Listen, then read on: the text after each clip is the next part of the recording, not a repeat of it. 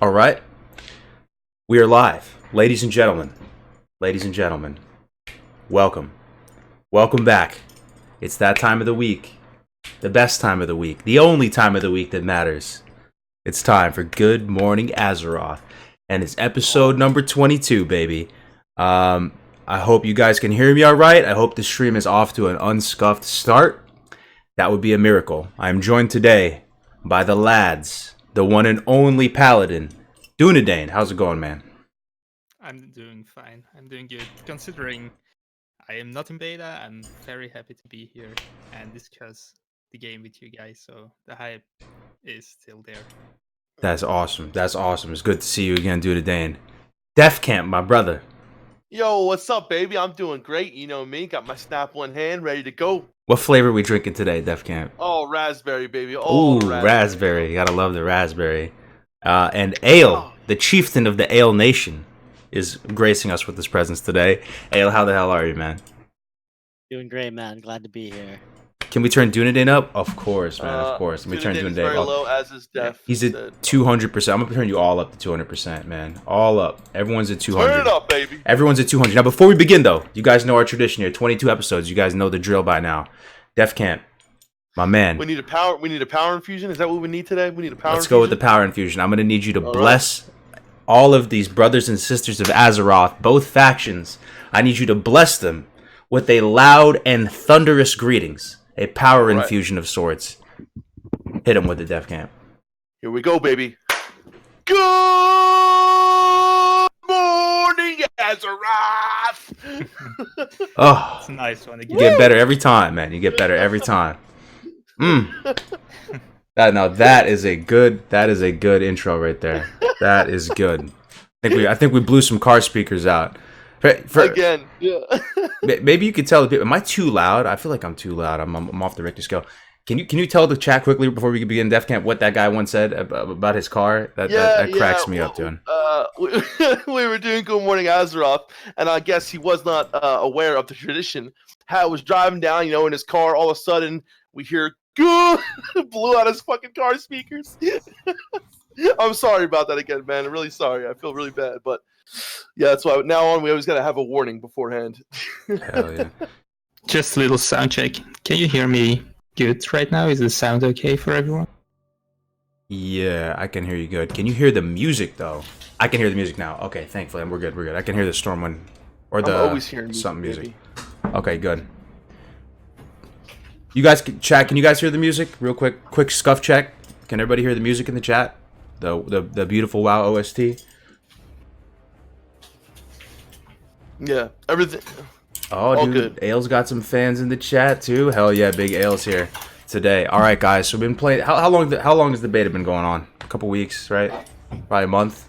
Probably a month. Yeah. I think it's over a month. Okay. Something like that. Yeah, it's gotta be now, right? Over a month. Oh, sweet. We got a biddy. I heard biddies.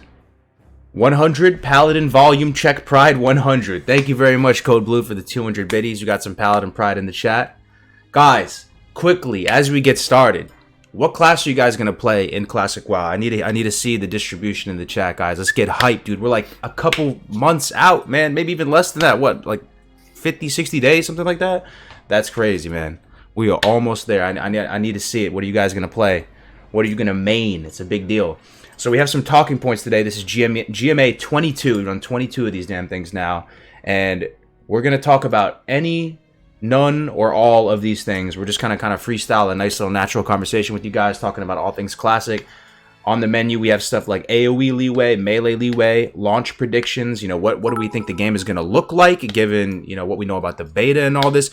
Yo, Sarmatican did it again. I can't. Dude.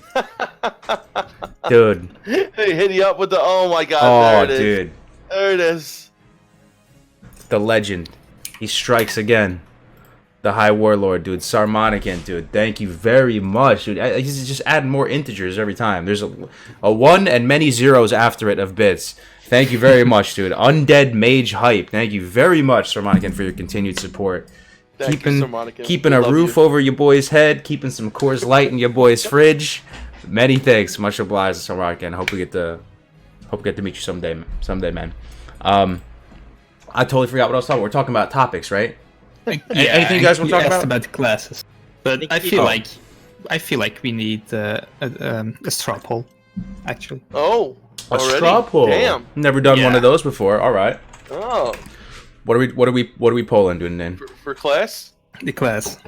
What class? I didn't see any rogue, but it's hard to believe. Ah, feels good, Dude, you man. know No what I've rogues. noticed? Like on the beta, I don't know what it is, but have you guys noticed as well? There are not as many rogues as I thought. Like, I don't know if this is gonna be something that's gonna be like this in Classic, but I was expecting way more rogues in the beta. Like I've seen, I think, more shamans than rogues, personally.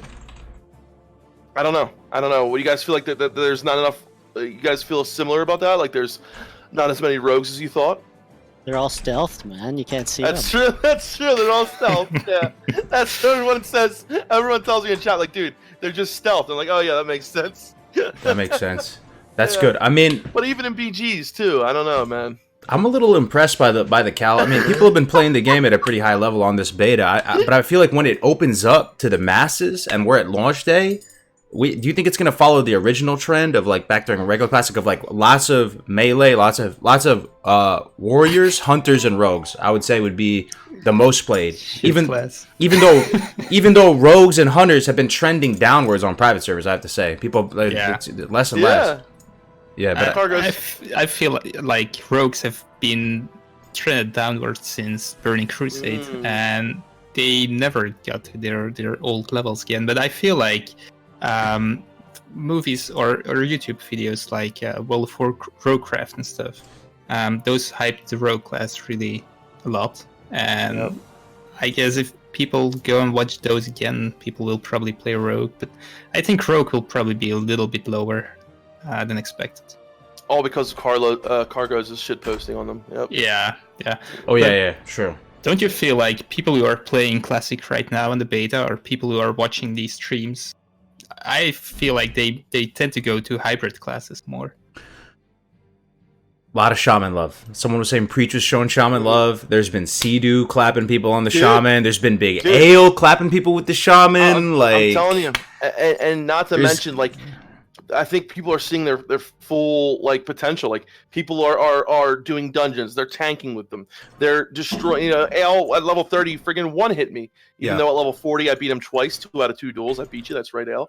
I'm not gonna let you live that one down. But at level 30, yeah, you did one hit me. So, but yeah, shamans are extremely strong, and I think we're gonna see some more love for the hybrid classes. Well, I think people forget a little bit that there's more to the game than just like high-end rating, and that's where like that separation is for people. They're like, you know, these hybrid classes, they feel like they aren't good just because they can't put up top DPS, but there's a whole lot more to the game than just end game rating, and these classes all have their niches that they're very strong in. And while leveling, it's, you know, every class has strengths and weaknesses. Yeah, it's true. Shamans are dope. TLDR. Yeah, and they get. I feel like they're very strong early on, but you know, something that I've noticed, and I'm sure a lot of you guys as well, is that with the dungeons not being as difficult as it were in private servers, I really do believe that a lot of shamans will be tanking through the leveling process in Classic. And I think that's good because, you know, it's less time you have to wait for groups, potentially not have to worry about a warrior or a druid. A shaman could potentially tank as well. So, I think there's a lot of, you know, with better information and education, people start to realize that, oh, you know, these meme specs or these things that people thought about them way back in early vanilla when, you know, when druids did suck, when they couldn't tank, all that stuff isn't true anymore. And, you know, we have to kind of realize what this class, the potential that it really does. You almost reach these critical, like these thresholds, right, where the dungeons feel easy enough that I almost prefer a shaman tank. Weirdly enough, like the shaman tanks I've seen have been very successful. They haven't really had any mana issues. They've been just like lining them up and knocking them down, and, you know, kind of taking multiple mobs as a warrior can be a little bit annoying, man. Like if anyone's ever tried to tank these low level dungeons as a warrior, like, and having to tab sunder a bunch of stuff, like, I don't know.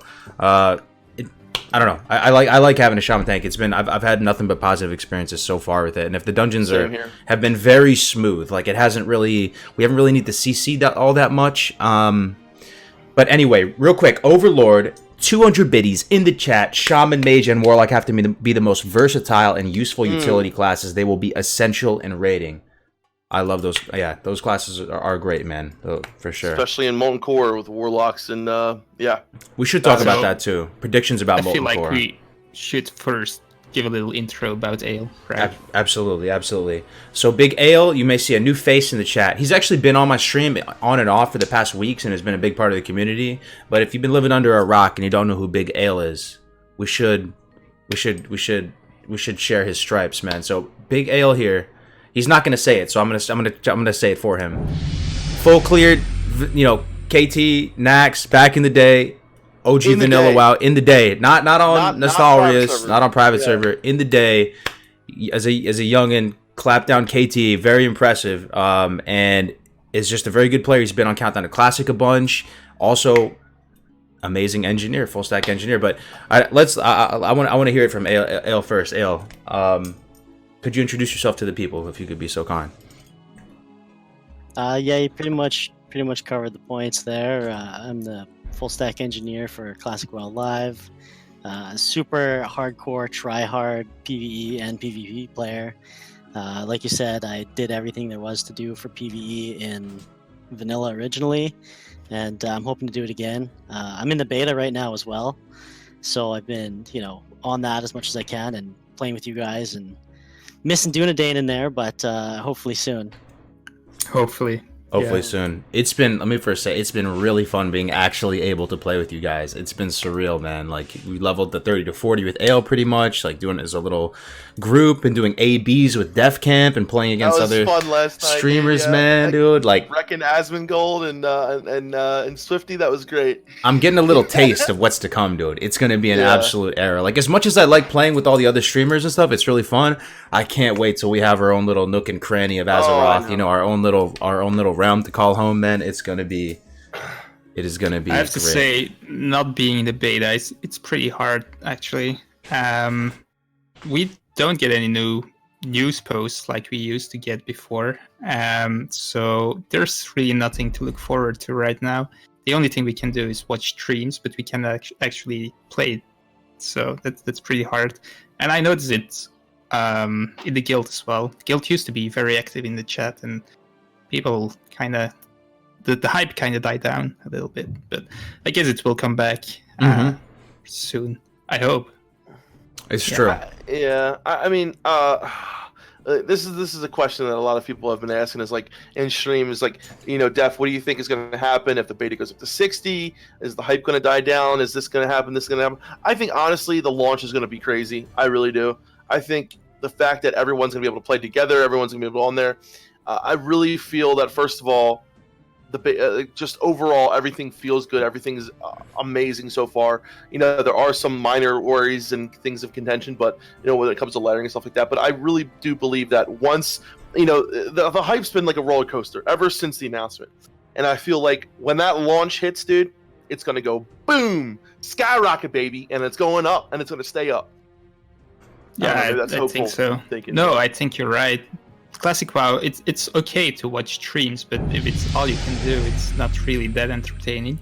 So I think when you actually can play it, the hype will stay up for years, probably. Absolutely. Yeah. So I noticed that only one vote went to Paladins, and I'm the one voted on Paladin. No way. So one person? I thought Paladins would be really popular. Yeah, I think our chat is all Horde. That's why, right? We're all Horde players here. All the Alliance since left. Yeah, they all we left are the game. pretty much. Yeah. I got a vote still, actually. Wait a minute. Did you refresh them? Oh yeah, it's just one vote. Yeah, and then one vote to shit class rogue. Dude, oh, you nice. gotta start. You are digging yourself a grave, Kargoz. Like, you are literally gonna have an entire guild who's gonna be out to get you. You know that, right? We can bring the Oogas on. I want some Alliance Oogas to clap down. All good. I'll be out there with Defcamp. I'll be out there with the Faps and the Howl of Terror, so I could fear all four of those guys away. Man, I'll just they open up on me. Okay, it does bother me though. I gotta say that the Warlock trinket doesn't break stun. That bothers me, man. That's weird. Rough, it's dude. That it's is funky. rough. It's funky. Like, You gotta have plenty of free action potions, brother. Plenty. Even more plenty reason to play Orc Warlock though, for real though, because you know at least you get like the 50, Yes. the 25 plus whatever your baseline resist is, so it's probably something like Very 30% true. chance Very to true. resist. Because yeah, once they get that CC chain on you with stuns, you can. So what does it do? It does Poly, Fear. Yeah, it's what else? Poly Charm, and Fear. Poly Charm and Fear. Oh god! So for Undead Warlock, it's like double. It's like you have like Will Forsaken, and then obviously you can't. Will Forsaken doesn't work against Polymorph, but as much as you would like it to, but it's So it's interesting because like if you're an Undead Warlock, it's like your trinket basically is like Will Forsaken, except it can polymorph as well. Mm-hmm. But yeah, stun is very, very, very especially for a warlock, right? It's like you want to get out of those stuns. That is like one of your main issues. But dude, honestly, when we were going, like I feel like Warlock Shadow Priest is so strong. I think so too. We could wreck some people. We up, really brother, could wreck definitely. some people. Yeah. Absolutely. I feel very capable as a warlock. Let me tell you real quick. Kobu, 200 more biddies in the chat. He says, "I am still here, you horde filth. I will kill you all in Warsong Gulch. Bring it Let's on, go. bro. Bring it on. I invite the Alliance to our server. I hope we have multiple Alliance guilds on our server that want to put up a I fight do. because I'm not gonna lie. I think the faction balance that's a legitimate concern right now. It may be an Alliance genocide on our server. It may be like 90-10. I don't know, man. I mean, we'll see.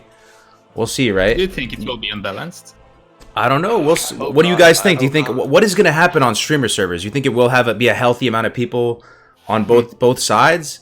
Just throwing it out there. I don't know. I mean, we have a lot of different communities coming together playing Horde on the same server. All your guys' communities. I know Dawkins rolling. He's going to be a different guild, but he's going to be on our faction.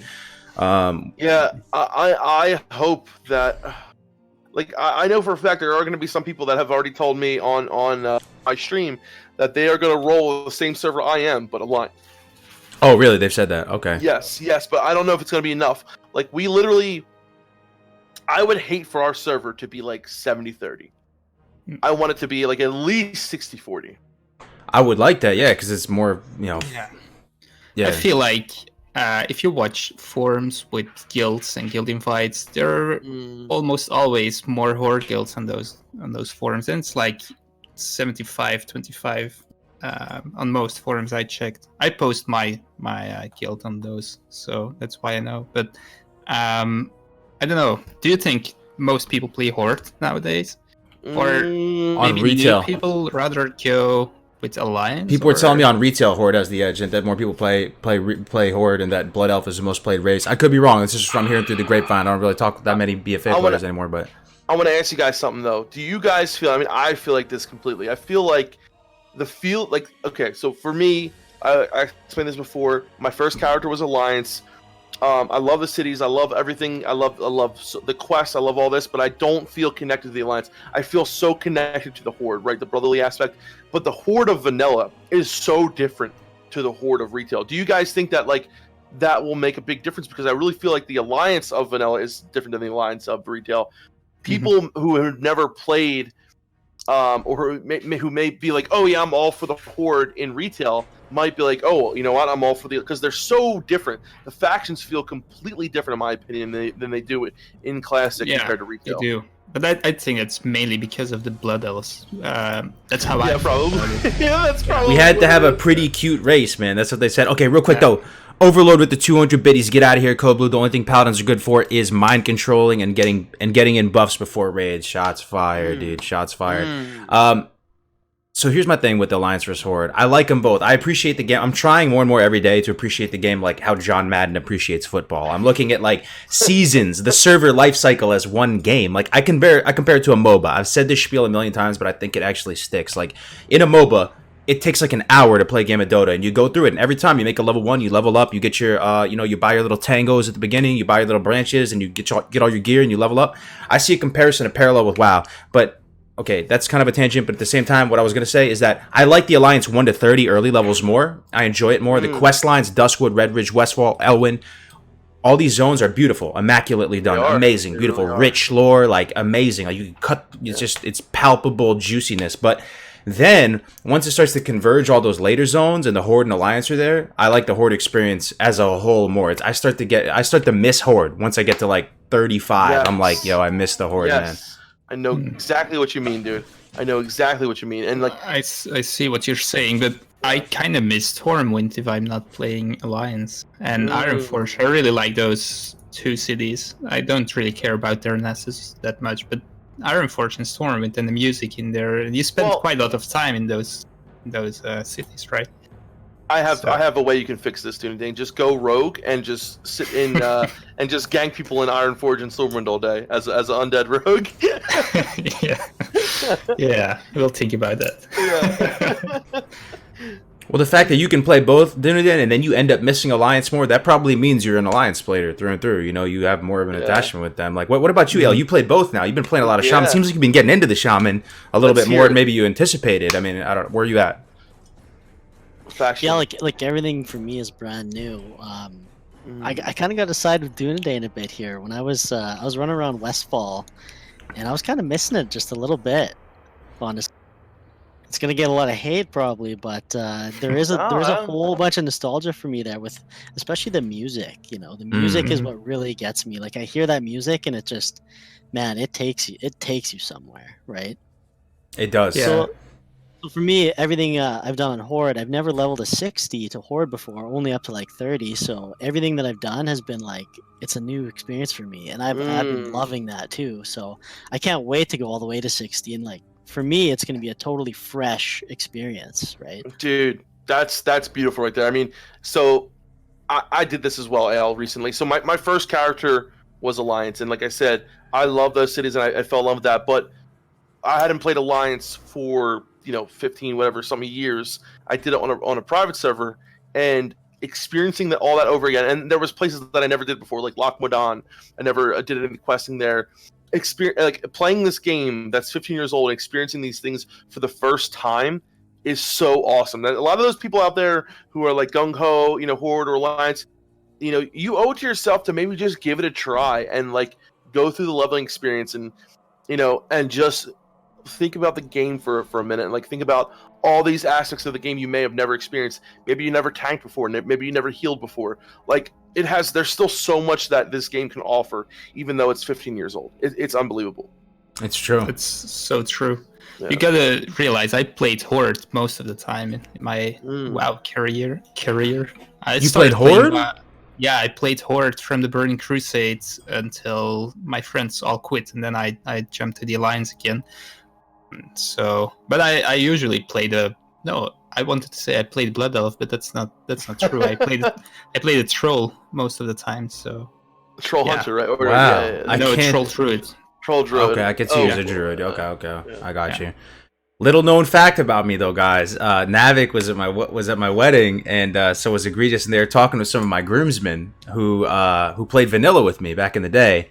And people, I have a reputation as being a orc hunter. But Orc Hunter actually wasn't my first 60. It was not my first 60. The first character I ever made was a Tauren warrior on Illyria realm. It was a normal realm, and I just made a little Tauren warrior named Sharper Edge. It was named after my gamer tag on Xbox. But my first character I actually got the 60 with. Can you guess what it is, Dunedain? Wow. It is very weird, bro. Nobody's gonna guess it. Oh, it's probably a Night Elf Rogue. Everybody goes. No. I was gonna say Night Elf Hunter, but the first character I actually got the 60 with was a Dwarf Paladin, bro.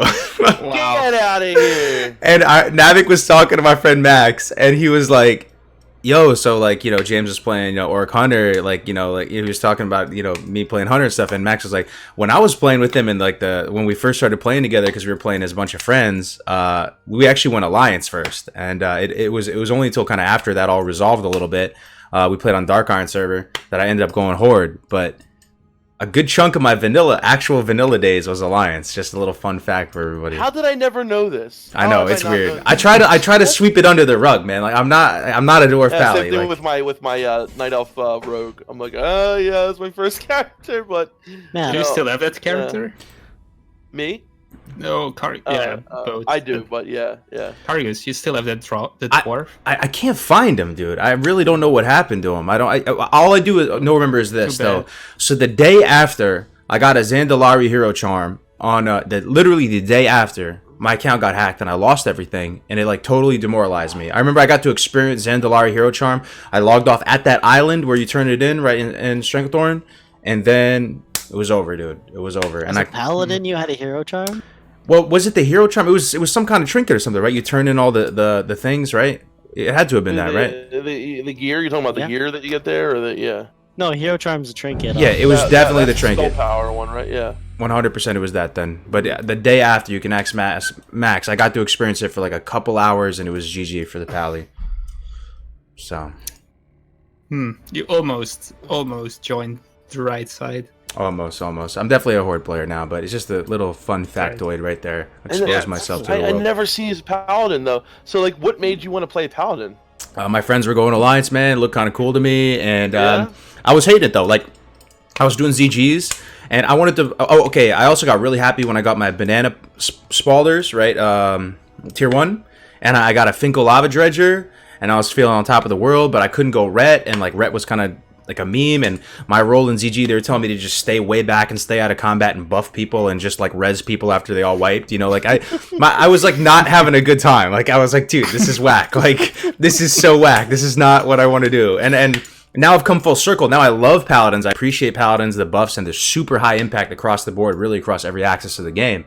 But back in the day, being a little lost in the sauce noob, I wasn't really enjoying it too much, so rerolled. So many people who start out as a dwarf, they actually fall in love with that starting zone. I think Defcamp. Oh, I love it, dude. Okay, Dunmoreau and Lochmadan are amazing, and like I never even thought of playing a dwarf until recently, and like I wanted to re-experience my alliance, roots when I first started playing. So I made a dwarf rogue, about what was this, about maybe 2 years ago or so on a private server, maybe a little less than that. And I absolutely fell in love with. I mean, I already loved Dunmoreau, right? But I never did the quest there in vanilla. And doing those quests in Dunmoreau, in Lochmadan, was such an amazing experience. And like playing this dwarf rogue, I think dwarf is honestly probably my favorite race on the alliance side. I really think so. Like I love Stoneform is fucking amazing. When you're dueling another rogue and you can just stone form out of a blind, dude, it's such a good feeling. It's almost like Cloak of Shadows, you know what I mean? Like which came out in BC, it's like Cloak of Shadows for bleeds, poisons, and diseases. And like, I fell in love with the lore, all of that, and like as much as I love Horde, I love the camaraderie and the brother fucking like in arms thing about the Horde.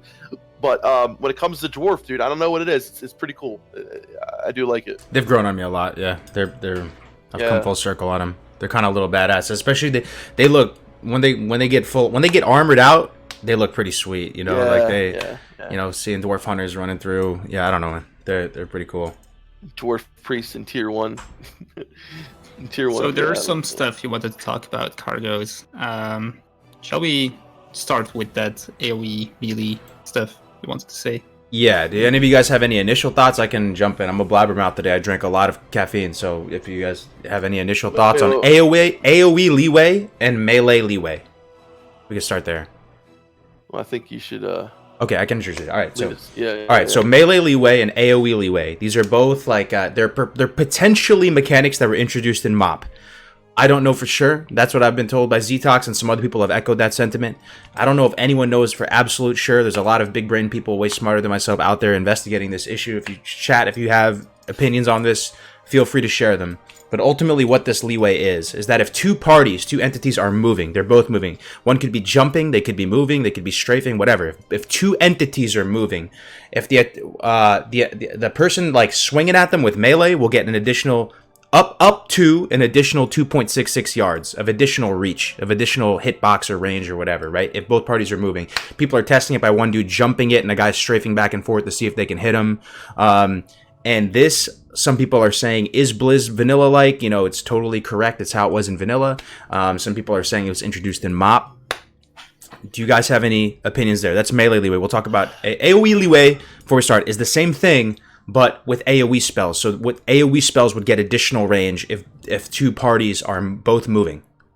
Okay. I thought I remember melee leeway. I thought I did. Now I'm trying to think of it like in terms of like how you said. For me, like when I'm trying to remember on my rogue, but I don't remember it being as much as it is now in the beta. I think it feels like it's a little with a lot of things as well. You know what I mean? But I don't know. I feel like maybe it's a little too much. I don't know. It's kind of hard for me to remember exactly like how everything was back in 14 whatever years ago. But oh wait. So someone Melron just said got some feedback from some sources that it isn't actually melee leeway. It's server tick leeway. Oh yes, and I was talking to Melderon about this actually, and it's can you elaborate on that, Melderon? Because that is I think I know what he means right now, because I've heard some people talking about how melee attacks get batched. They put into a sort of batch to a certain extent, and that you can be super far away and the batch will still resolve, and like your hits will Because basically what's happening is, guys, it's like, so what you're seeing on the screen, it already happened, right? Everything you see happened in the past. So basically, a lot of and that this is what's going on with the batching and a lot of issues with kiting and things like this. So basically, what's happening is, this thing might have happened back when your character was 2 yards behind, but the way the batching works and the way the server works is you're just seeing it happening now. So it looks like you're getting this leeway, but actually you might not be. So that's what I actually thought it was, and it sounds like. So Melron says, but essentially the devs are creating an environment that is more messy because that's how it was back then. So yeah, so honestly, I think what Melron's saying here is like on private servers, things were actually more tight knit and more tighter than they were actually in vanilla, and the vanilla devs are trying to recreate this messy environment where things like that were able to happen because of the batching, because of server lag and stuff like that. So if that's true, that's pretty damn awesome that the devs are going that far to try to recreate. That's another thing. So spell batching in vanilla apparently is supposed to be, spells are supposed to go up onto a stack and resolve every 400 milliseconds, right? And people experience this batching on private servers. You see the double polys, the blink and the gouge, and things like this. But on private servers, maybe people are saying this. Again, a lot of this is hearsay. I'm just the vessel communicating what I'm hearing, is that private servers had like less batching. So it was like 200 millisecond batches instead of 400 milliseconds. And now this 400 milliseconds that we're experiencing on the beta right now is feeling super wonky to people when it may in fact be the way it was in OG vanilla. So, it seems like a really nuanced thing. I could see putting myself in the shoes of people watching this right now going like, yo, who the fuck cares? 2.6 yards, like up to 2.6 yards. Why is that a big deal? Whatever, just deal with it.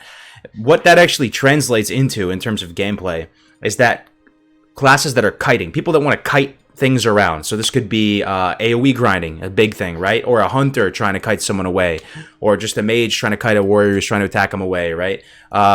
They're taking a lot more damage. They're getting hit a lot more, and especially with AoE grinding, if you have 10 mobs together or 12 mobs and they all connect for one additional attack on you, you're dead, fam. You're dead. Yeah. So we're experiencing this. The AoE grinding is harder. In addition to additional patrols and stuff running around and messing up the pulls a little bit. This is one, effect of this happening. So I'm actually really impressed that the devs have gone that far to do that. Do you feel it's a good thing? Don't you think it's a step too far? No, you now have way better machinery. You have a better PC. You have better internet connection. Doesn't it feel like a little bit out of place? I feel like a lot of this stuff was pivotal to vanilla, though. You know what I mean? And the gameplay that we had. I feel like it's too much. I feel like it's about 30% too much, if that makes any sense. To me, it feels like a third, and some of it, I don't know if it's like other bugs kind of getting in the way, but for people who've seen the one clip where I get seduced for an entire second before a shadow bolt lands, like that might be another bug, or like it definitely feels slightly. And you took long. Damage before the seduce hit, right? Like you actually took that damage. Yeah. Okay. I did. No. Yeah. So like that doesn't feel right. You know what I mean? And yeah. But I think they have more work to do on it to maybe tighten it up a little bit. I think right now it might be a little bit too much, and maybe that's the thing that they have to measure too. Is they've set it to how it was then, but like as Dunedain said, we all have better machines, internet's better, everything's a little bit better. Is it going to feel wrong now that we have better equipment than it did before because we aren't playing on potatoes, right? I will say this though, I think they're going in the right direction with it, but a lot of it is as I have come to like realize for myself is, you know, I've been playing on private servers for so long. I'm like, oh, I'm used to this. I'm used to this. I'm used to this.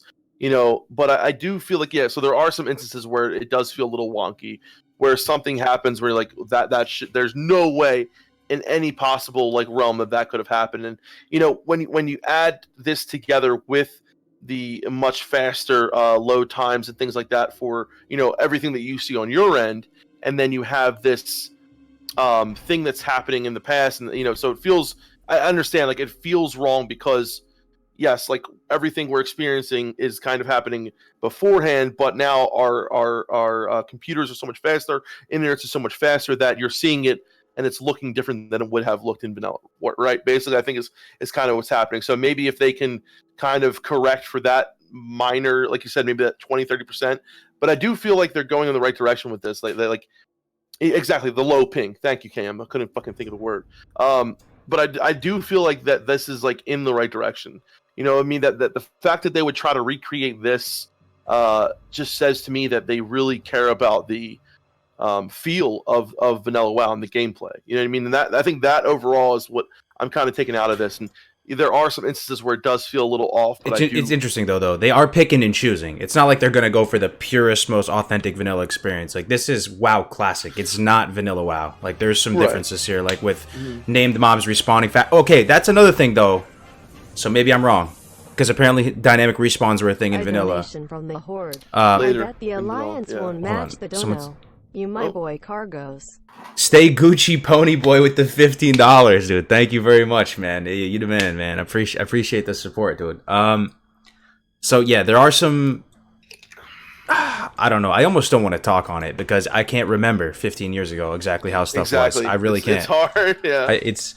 I'm noticing some stuff like Sarkoth respawning over and over again on top of himself to the point where there's a pile of corpses of Sarkoths. Is that like OG vanilla? Like that as well. Yeah. And we got to remember this is still the beta, right? So they're still doing a lot of testing, right? A lot of this, you know, like Ayle just said, like I'm sure they're still trying to get the numbers correct on a lot of these things.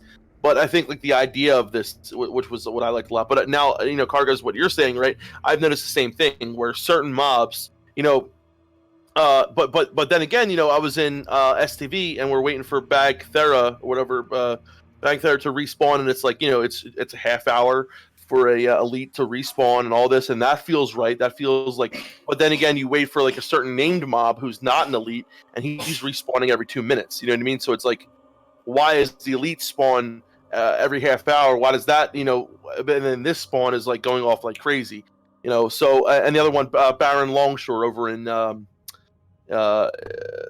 south of Ratchet, you know, he respawned as soon as he was dead. He respawned, right? Yeah, these named mobs are respawning, but then some random mobs like the Lochmadan, those Trogs up the second wave of Trogs, like you do the first quest, Defense of King's Land, right, where you kill all the Trog, you get the Trog tooth. The second wave of those Trogs are like 20 minutes to respawn. You know, like, and some stuff like the Worgen and Duskwood, apparently that's a popular AoE spot.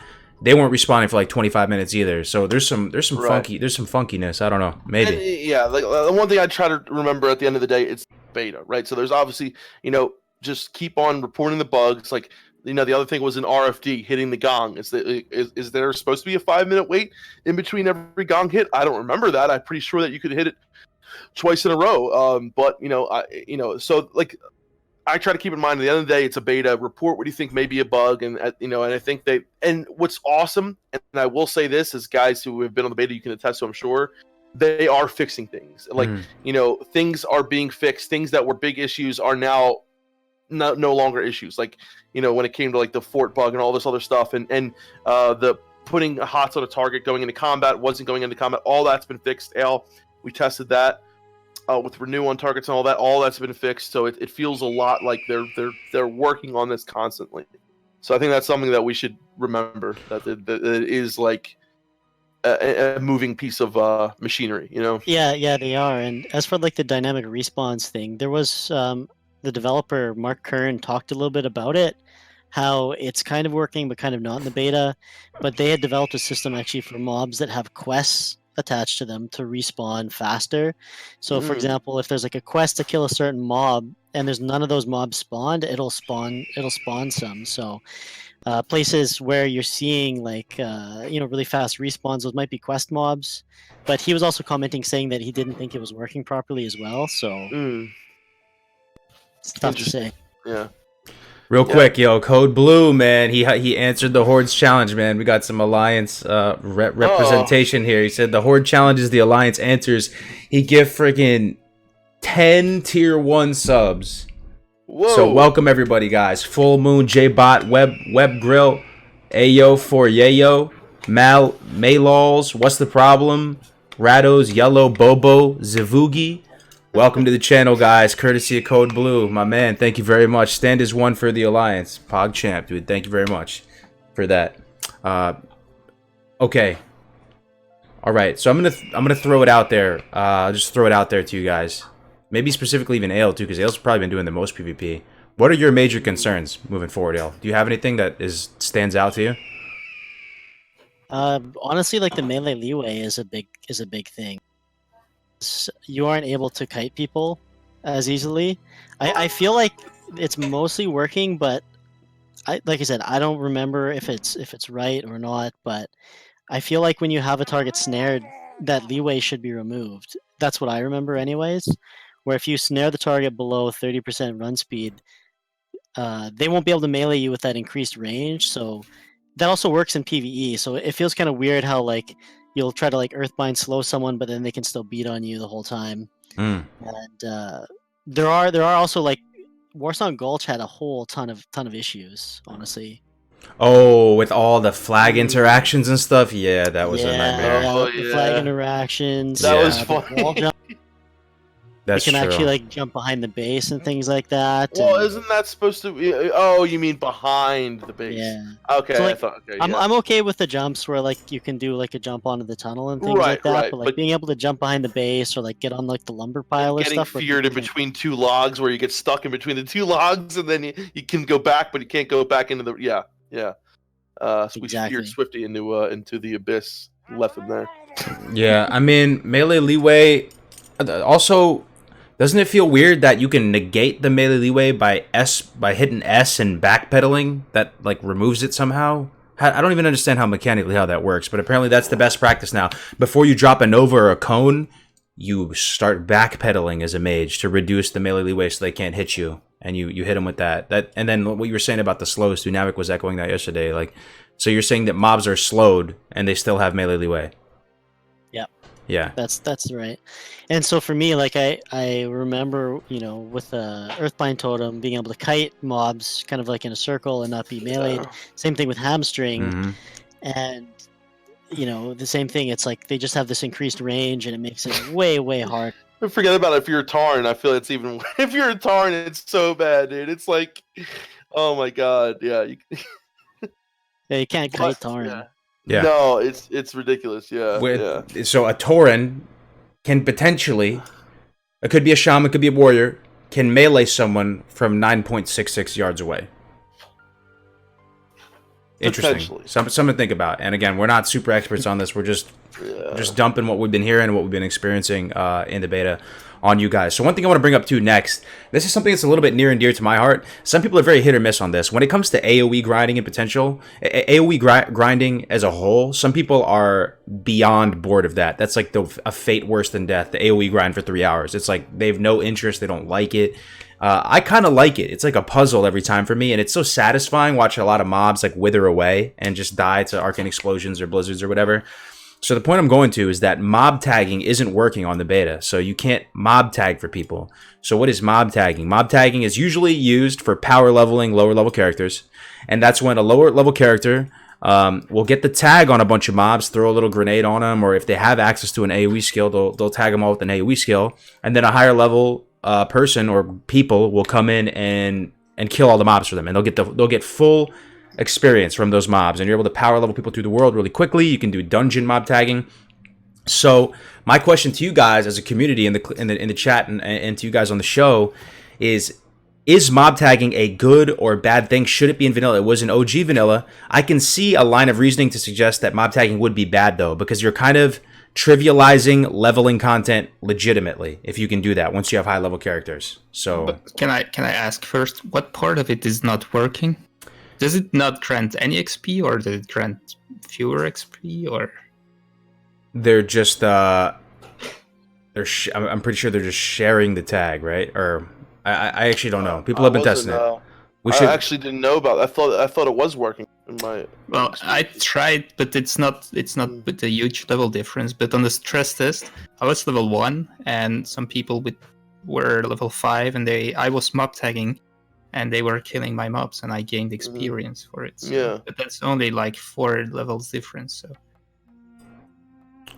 mob tag was never in OG vanilla. I'm fairly certain it was though, right? Mob tagging going through. Yeah. I remember my buddy. He was on his druid. My real life friend at the time. He mob tagged me. He was mob tagging me through dead mines back in OG vanilla. He was using the hurricane. He was using the hurricane spell and doing it for me. But he's saying maybe you never got 100% of the experience. Maybe you got a little bit less than 100. Because how would you know? I mean, yeah, it's possible that you didn't get 100%. But I think that's what's happening now, right? You're just not getting 100% of the experience that you would. You still get attack, you still get the loot, and you still get a little bit of experience. You still get experience, you still get the loot, and I think for the most part, you have to test. I don't know if it's the more people that are involved with it, the less experience you get. But a lot of times I've been in groups, so I wasn't able to tag that way. But I'm pretty sure back in the day, I remember mob tagging as well back in the day. So I don't know if, unless you got a little bit less experience, but I'm pretty sure you that's how it was back in the day as well, like Kargoz said. So as someone in chat says, it's basically if you just hit it once and someone else kills it who's not in your party, you should get the full experience, right? Yeah. Someone suggested that maybe it's based on how much damage you do. I'm actually not sure. I really should go test this myself. That happened later though, I think, right? And that was like Wrath. They started doing that. Well, all I can say is I did some mob tagging on the stress test and it worked just fine. So. Okay, you're getting full of. Okay, so that's TBD. That's something I'm just bringing up. We can move on then. I guess we can just readdress that in future episodes once we get a little bit more clarity on it. I definitely am going to go mess with that because I think that's a really compelling reason to roll a mage and roll a mage first. If you want, this could affect people's launch strategies. If mob tagging isn't working for whatever reason in dungeons or whatever, then that could really affect people's wanting to roll mage first. Another thing though is that apparently some people were asking me about /camping out of instances to reset the instance, right? So if you do a princess run in Maraudon, or if you do a Dire Maul tribute run, or if you do one of these dungeon runs and you want to reset at the beginning of the instance, /camp isn't working, but what you can do is you need a third person in the group, and that third person, I think you log out and they reset it or something, and you log back in. People have found a workaround. So for those of you wondering, really? Yeah, there has been a way to log back in the game and be outside the instance again, because that could DOA those instance farming if you are not able to go right back to the entrance right away. Right? Are you telling me only one person gets back, or? You need to have multiple people. The whole party can't go back. Like the whole party can't just /camp and then you're outside the instance, right? I don't think working like it did on private. No. I think you log out. What it is you log out and someone resets it, and then you log back in and you're outside of the instance. So before on private servers, you would go complete print. You would kill princess. You would jump down. You would kill the crocodile down in the water, and then you're all the way down in the water. Like you're not even near the beginning, right? So you would have to do /camp or whatever and log out and log back in, and you'd be outside of the correct entrance. You go back in and rinse and repeat. So that's something to just been bringing up right now. What happened to get naked and die? That's also very easy to do. Yeah. That's what I do usually. Just get naked and die. Oh, okay. Okay. All right. That makes sense. All right, so we can move on here too. So mob tagging. Okay, world PvP. We can talk about that. Oh, AVs this weekend. I don't want to talk about. Yes. Are you getting baited out right now, Dunedain? You don't. The beta talks. Do you have anything you want to talk about? No, it's fine. Okay. So this weekend, ladies and gentlemen, they're gonna open up the beta. They made a new server. It's called Field of Strife. And pretty much, I think it's an exciting opportunity. So you can make a character. It's going to start at level 58, and you can QAV. And I don't think you can go out into the world, but you're still going to be at 58. And you're going to get to see Alterac Valley. We're going to be doing tests on Alterac Valley. So we could talk about that and what we want to do this weekend. But one thing I want to bring up, because I really like duo leveling, speed leveling, class combinations, and finding cool, funky talent, synergistic talents and stuff. You know, we can go into AV and go clear out the mines and stuff and show a little PvE gameplay there too. And it's still very much in spirit of AV. You know, it's still contributing in some sense. And we could go in there, Pally Warlock, and, you know, AoE grind and do fun stuff like that. So I very much intend to try cool class combinations out, and even in a PvE sense during this. And it saves a lot of time because we don't have to make new characters and level them all the way up to get access to their full kit. But I can't wait for this. I cannot wait. I'm going to try every single class. It's gonna be great. It's gonna be great. Mm-hmm. I think we should. I think we should Ooga some people with mages. Ooga? Oh yes, yes. I'm down. Think about if we had like 10 mages just going around, just AoEing everything. Dude. That sounds like awesome. I don't know. We need some name suggestions in the chat. What can we call a group of mages? Ale 1, Ale 2, Ale 3, Ale 4, Ale 5, Ale 6. Def Squad. The Ales. That's cool. Ale Nash. Did Blizzard state it's only for the beta testers, or is it also for the testers? So I read the. So if you read the patch notes, right, it says. Does anyone have it? Hold on. Let me. I'm gonna read it. Exactly what it says. One sec. Hold on. AV patch blue post. Okay. Okay, here it is. So, what it says here is, we're playing in Alterac Valley, most part game. It says here for beta testers. Now, I don't know if that means only beta testers or if that means, but that's what it's kind of what it sounds like. Yeah, it's just beta testers. It's not when beta testers log on. It says when beta testers log on. Into the Classic WoW beta at that time. So when beta testers log on is what it says. I thought so, but maybe they stated something. No. There's supposed to be one more stress test, though, right? Isn't there supposed to be a third one? There will be 2 more. They posted the date somewhere, but I don't remember. Okay. There's the link. I just posted a link in YouTube. Okay. Yeah. Nice. Yeah. So I hope that one thing that could be cool too. Honestly, what do you guys think about this? We have a weird opportunity to run AV over and over again and make instant characters. Could we see a shift in the AV metagame if we try out weird class like raid compositions and stuff? Could that I don't know. 40-man mage team? I don't know, man. I feel like the level cap should be level 60. I don't know why they're doing 58. Anybody know why they're doing 58? Maybe just to prevent. Let me hear your theory. Oh, for the meta shift, you think? Yeah. Maybe. Let me hear your theory, Al. Yeah, my crackpot theory is they want the games to go long. And if we're under leveled, all like the mobs in there are like 60, the end bosses are 62. I think we're gonna struggle a lot to actually finish AVs because you'll need to have full groups fighting and have like kind of full control on the map. So maybe they want us to be under leveled so we can actually test like, you know, summoning the gods, the Ibis, you know, doing the you know, all the little quests in there, gathering the rams and the wolves and everything like that. Maybe we're under level just so it can get fully tested, because if we're all 60, it's possible with it being 1.12 AV we could just stomp our way through it, right? Yeah. Well, that's a very good guess. That's a very 40-man raid 40-man raid team then for no everyone no glancing blows and shit. Be able to kill higher levels because a lot of the casters and stuff are going to have problems on the bosses and all because they're resistant like crazy. So it's a good. So that begs the question: Why did they have to go with the 1.12? If they know, people would rush through it at level 60. I agree. I mean, I'm on the same page with you. I mean, we talked about that. I mean, I feel like you're just going to lose that content forever. You might as well do the earlier one. But they probably have their reasons. My thing is this. So the meta of AV, right now, I mean, it's like this on retail too. I mean, I assume it's the same way in Classic. It's been forever since I've done like a real vanilla AV or whatever. But it's usually to run past each other. You don't turtle anymore and you fight for those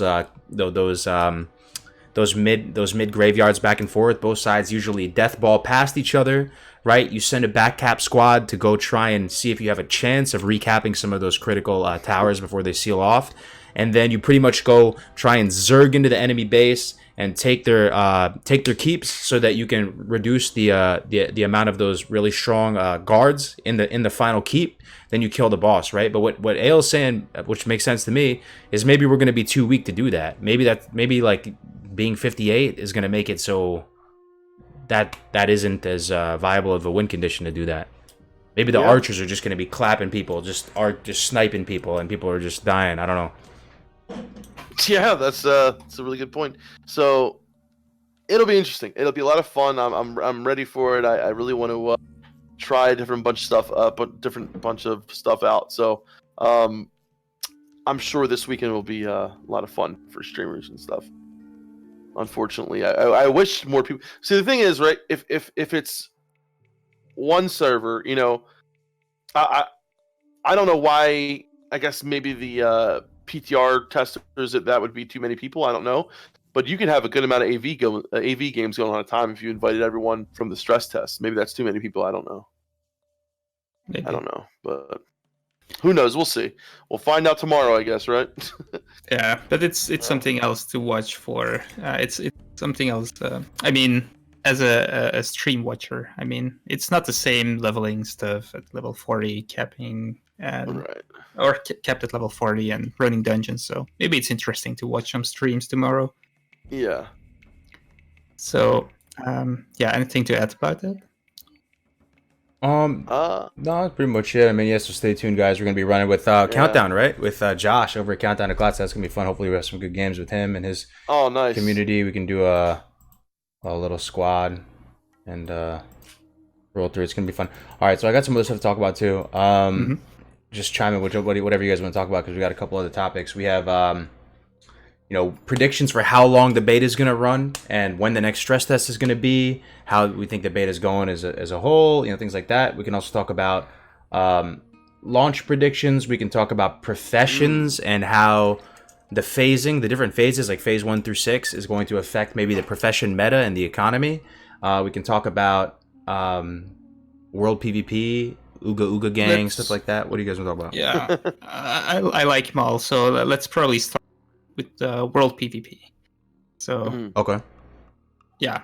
Phase 1 world PvP? What is that going to be like? Well, I guess it's more or less depending on how the layering will do, right? Because layering kind of makes or breaks the world PvP. It does, in my opinion. And you guys just said the layering is getting worse on the beta. Well, right? I think they're testing it.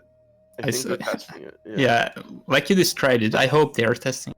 I guess there are not more than 3,000 people on the server, right? I honestly don't know. I don't doubt it. No. I would doubt it. Yeah. Yeah, I guess they might just be testing it then. Yeah, there have been instances where like you guys saw when I was playing, and then this was like what 2-3 weeks ago when I was leveling up, and the phase just happened, and stuff like that has been happening more. I've heard. I haven't experienced too much of it personally, but I know Kargoz has. I think Ayle has as well. we had a real bad one last night. It was after the reset yesterday that we've noticed. So I think they've been really working on kind of ironing out the kinks with it as much as they could. There was an STV 10-on-10 raid set up, and just as we were about to engage them to fight, they all layered for some reason. Oh wow! And they just vanished without a trace. Oh, the Chinese pre-made, the Chinese group. Chinese pre-made. Yeah, I was watching. Yeah, so we all went back to Orgrimmar and we're just hanging out, and so they were going to come to Orgrimmar as well. A few of us rode out to Ratchet to meet them, and we couldn't see them. So I actually tested. I have this clip on my channel. I logged into a character in Eastern Kingdoms, then logged back in, and then I could see them. And then I invited everybody to my raid so that we could actually fight them. And then, right? Yeah, and then we were fighting them in Orgrimmar, and then something happened. I think somebody dueled one of them, or there was like a duel with somebody in another phase, or a summon, or something happened, and they all phased away. And then we couldn't get them back. And they ended up all hearthing. It was so weird. Depressing. So weird. Damn. So let me get this right. So you logged off your character. You left raid, right? You left the raid group. Logged off your character. Logged back on. Invited people to your raid, and they came into your phase, right? Or your layer. And then Okay, so yeah, because from what I've noticed, Ayle, like when the layering was happening before, and I'm sure it could be different from now.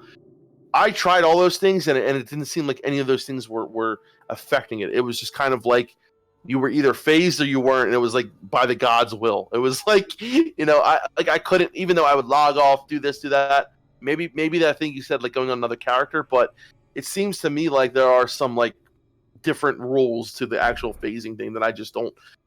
Because they say they're trying to. I think they're going to try to make it like very hard to control, so that you can't do things like that where you would be logging in and out and going phase to phase. Because otherwise, what's the point in world PvP if you can just phase out, right? Exactly. Yeah, I can piggyback on this. So we did our first episode of Magus Cast on last weekend. It was on North's channel. He's the host of it, and I'm going to be a permanent guest there. And we're talking about PvP mainly. And it's kind of a focus on Mage, but we talk about PvP a lot. And I was asking OG Haptics and North. I was asking them, like, do you think it's going to be easier or harder to rank on Real Classic? And I was thinking in my mind it's going to be easier because it's going to be a smaller community. You're not going to have EU, China, NA all fighting at different hours at the time, breaking brackets in different languages, off peak hours, on peak hours. Not going to have any of that, right? So I was thinking it was going to be considerably easier. You're not going to have these crazy honor caps. But he was saying there's one caveat here that I wasn't thinking about. I don't know why I wasn't thinking about it. But Phase 2, they're going to roll out honor rewards. And the whole Rank 14 PvP system is going to come out Phase 2. But no BGs till Phase 3.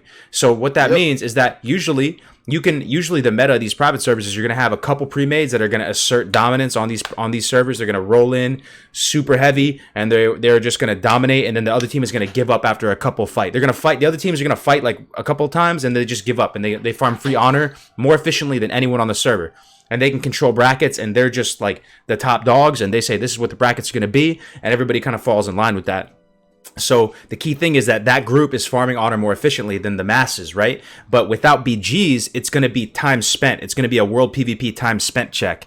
So one thing I just thought of right now is when we're talking about the layering or the sharding, is it going to turn into a thing where people are manipulating and layering and sharding to fight more people constantly? So you're like bouncing between layers and shards of the ethereal plane, and you're trying to find people leaving Dire Maul, and you're just trying to like wipe as many people as possible, and you're like, there's a bunch of people on layer 6, man, like invite me to layer 6, and you go as a group and you clap everybody on layer 6, and you're like, oh, there's a bunch of people on layer 2 now, let's go to layer 2. And you're trying to, the meta of Phase 2 might be trying to stay at Dire Maul for the longest amount of time with the least amount of people, so the honor isn't split up a lot. So I'll stop there. Yeah, the only thing that they said that they don't want to have layering in Phase 2, right? Yeah, but that's they said it'll be done after Phase 1. Oh right? Yeah, that's right. Okay, we'll rip that. I mean, it could be though if I mean, if it does stay in, it will be problematic, right? Because absolutely. Like you said, you kill Kazakh, you go layer to the other one, kill him again, right? No, there's no way. I mean, when we read that post too in Dunedain and Kargoz, you guys were all here. It said a couple weeks to a month for layering. So I 100% do not expect layering to be in Phase 2 at all. And if it was, that would be really bad. And I listen. I'm pretty sure like Blizzard knows that they can't do it past Phase 1. What are their solutions going to be for high pop servers? That's the question, because I really think they're overestimating the amount of people that are going to be leaving. Yes, I think they're overestimating that, and I think they're underestimating the amount of people that are going to come back after they leave. I think a lot of people are going to come back. Yeah, but I think the only solution is queues. So yeah. What else can you do? I mean, I really hope there will be a part of Phase 1 without layering, because I want to see those city raids, and that's the phase where you don't have dishonorable kills. That's right. Yep. Yeah, so I really want to see that like me too danger in the world, and that let's now go and take a horde city for like 2 or 3 days, something like. I like what Matthew Chalmers is saying right now on YouTube. He was saying, and this is something that Blizzard could do because they can control. They don't have to commit to a hard date. Phase 2 starts then. So let's say that the streamer servers and some servers aren't consolidating down into one layer. They could stretch out Phase 1 longer and longer until it makes sense to roll out Phase 2. I don't think they will do that, because then you have servers on different timelines. I think that's kind of hard to maintain. Well, I think they would do it for all servers, right? They would just make them all. Oh, I see. They would just wait a little bit till it made sense to move everything to Phase 2. So right. Yeah, it's possible. But then again, some servers might stay at the 10k population. You never know. Yeah, we were talking about that because, say for instance, Asmongold server, right, or Soda Pop, and say they both go on the same server or something like that. They're gonna have probably even at launch tens, over 10,000 probably people on that server. If there is no hard cap, right, because of the layers and all that. And even after the laying goes by, there's still going to be a huge population on that server. So while you're going to have some servers that have over 10,000 people, while other servers have 3,000 people, I think there needs to be a hard cap. Absolutely. And it shouldn't really be too high. So it should be like 6k probably.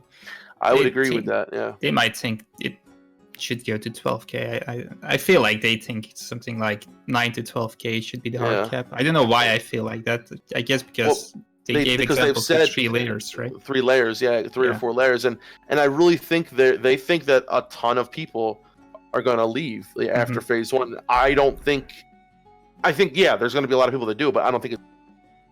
Well, and I think people are going to return as well. Well, the big thing that I don't think people are talking about with why they actually need layering is that at the beginning, the issue is everybody is in the same locations at the same time. And as a server matures, people are going to spread out their playtimes. People are going to play late at night, early in the morning. They're going to be spread out throughout the zones. It's not going to be as big of an issue, right?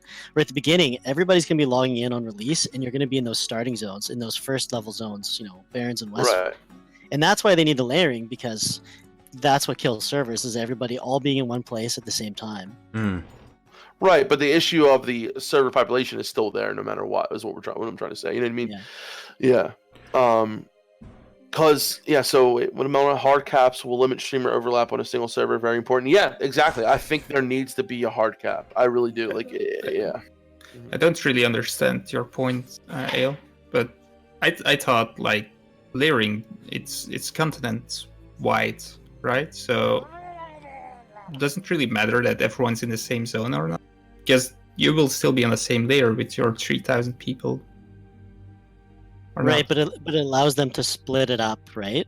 Where otherwise it would be 10,000 people all in one server.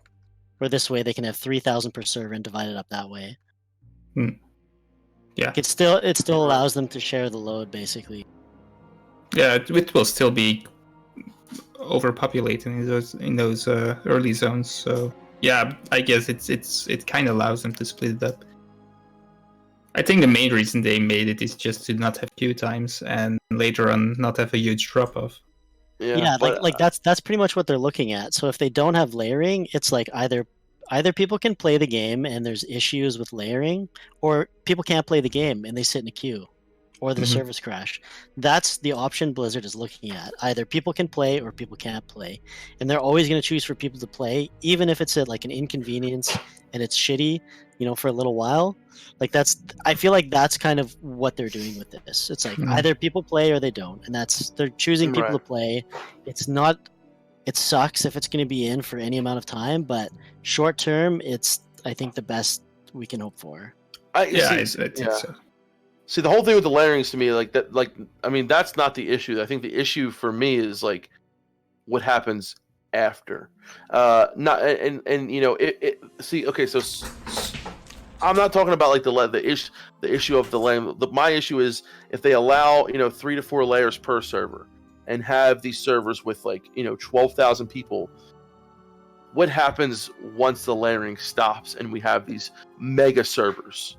And then that's kind of my issue is what is going to happen to there's going to be servers with 3,000, 12,000, all these different numbers, and I'm wondering what is going to happen afterwards, and because I really do feel like they're completely overestimating the amount of people that are going to leave. So my worry is not so much about what's going to happen in the first month or so, but what's going to happen after that. Oh no, Kargoz got late. Maybe we should move to the next subject. Yeah, I think something about the profession.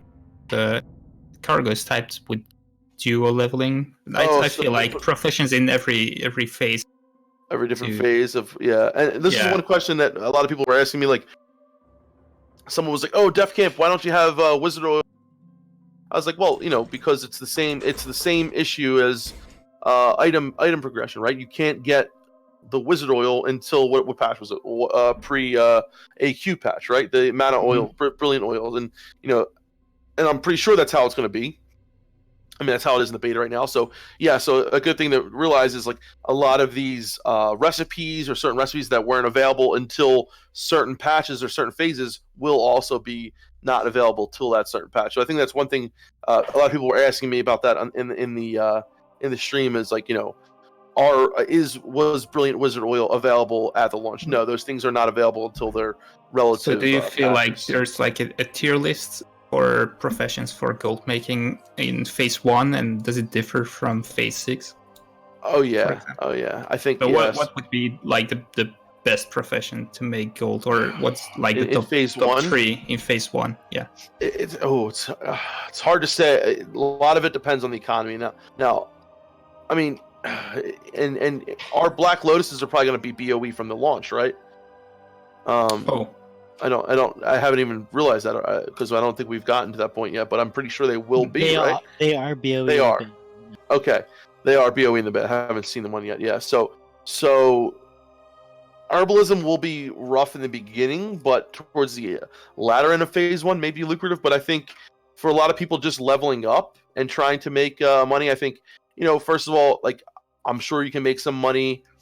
Already I've been like making money, but we have seen the beta is a little bit different, right? Because you have these level 30 caps, these level 40 caps, but I think leatherworking may be very lucrative, and phase 1 people getting Devil Sword, making Devil Sword sets, things like that. For the most part, I don't know if you're talking about like because during the leveling process, obviously skinning's great to make money off of while the auction house is still stabilizing. Let's talk about this. Let's align on this. This is something I'm actually really excited to talk about with you guys. So we've just gone through, and Dunedain too, and you were on the stress test too, so you made a character recently. Yeah. Like, we've just gone through the leveling process and seen a real official classic WoW server unfold before our very eyes. It's a different meta though. We're not going to 60, right? And there's PvP at the jump. So I was feeling FOMO, feeling regrets, going like, man, maybe I should have leveled mining on the way up, because going back and mining all that copper and specifically tin was a nightmare. Like remining all that tin once I was way past it, because these zones that have tin, they're still primarily copper, and like it's like a tin vein every like 4 nodes, and getting all the tin I needed was a nightmare. But so a part of me is thinking, come real classic, maybe I should integrate mining into my leveling route and try and, because I'm dual leveling, I can still have still go get my wands with enchanting tailoring and still have 2 more slots available for mining engineering. So that's what I was thinking. But what you're saying is a second ago, Defcamp, saying that, and about skinning, that's potentially the play too, because we're not going to have PvP until phase 2 and BG still phase 3. So maybe mining engineering is devalued, and maybe skinning leatherworking has more value, or skinning in particular, because people are going for that week 1 molten core, that people are trying to get that prebis as soon as possible, and there's no PvP component. So maybe herbalism and skinning are buffed come real classic. What do you guys think about that? And also lay out what your strat is for professions. As well. Yeah, tailoring as well. I mean, a lot of gear sets you can make with tailoring. Even like the regular leveling sets like Shadow Weave and all this, and then True Faith, and obviously you can make Robes of the Void for whatever. But so you could, I think, make some money off of that. I've actually made pretty good money even just with enchanting and with getting certain enchants at the level even. But I definitely do think those things will be more lucrative in the long run afterwards. But in phase 1, I really feel like some of the best ones are going to be skinning, being able to get Devil Sword, and possibly herbalism as well, even in the early game, and even maybe stockpiling on some things, holding some things. But I definitely see skinning being very lucrative. Especially with, like you said, Kargoz, with the fact that the PvP game is not going to be too big until phase 2. Yet people are still going to PvP in phase 1. You're still going to see people with all the PvP gear and all the engineering, trinkets, this, that, and the other. But for the most part, competitively, you won't need that until phase 2. So it gives some people to say, like, okay, I'm going to take skinning in phase 1, get as much gold as I can off of it, maybe farm some devil swords, you guys, make some money like that, and then drop that for engineering when phase 2 is about to drop. But then engineering will cost more to level then. Exactly.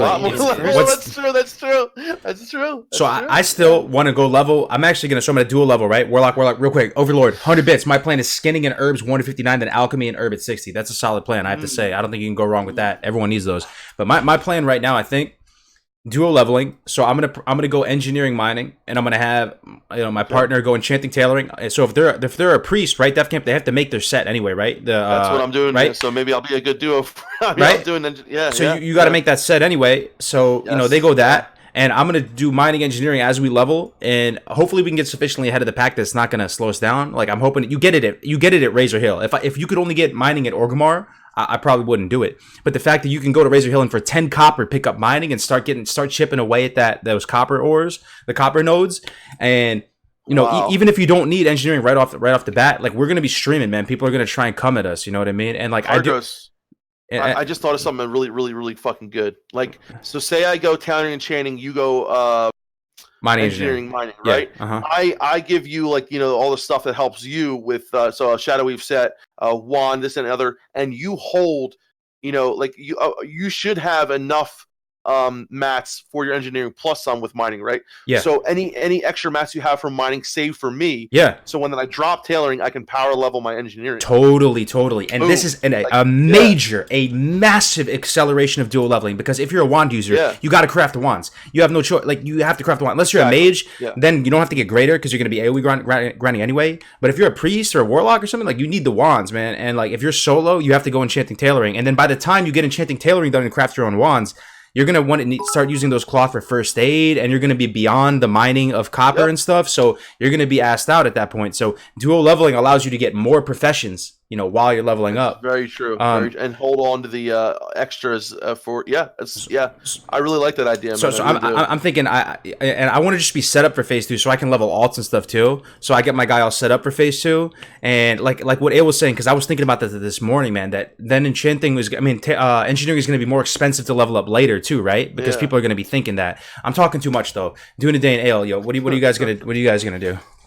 I'm going enchanting, that's for sure. And I feel like skinning that's a safe bet, right? If you're not going to be ahead of the pack, and I don't expect I will be ahead of the pack, skinning is the only thing that guarantees me money, basically.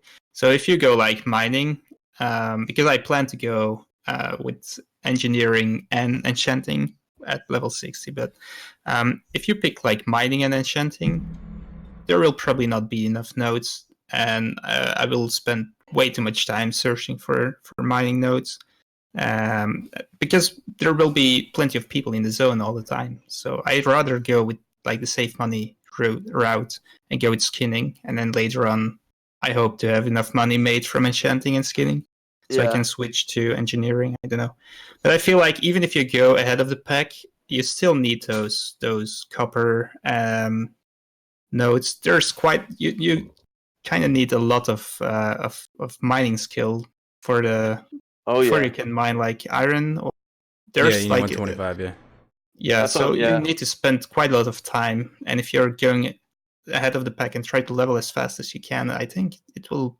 probably take too much time.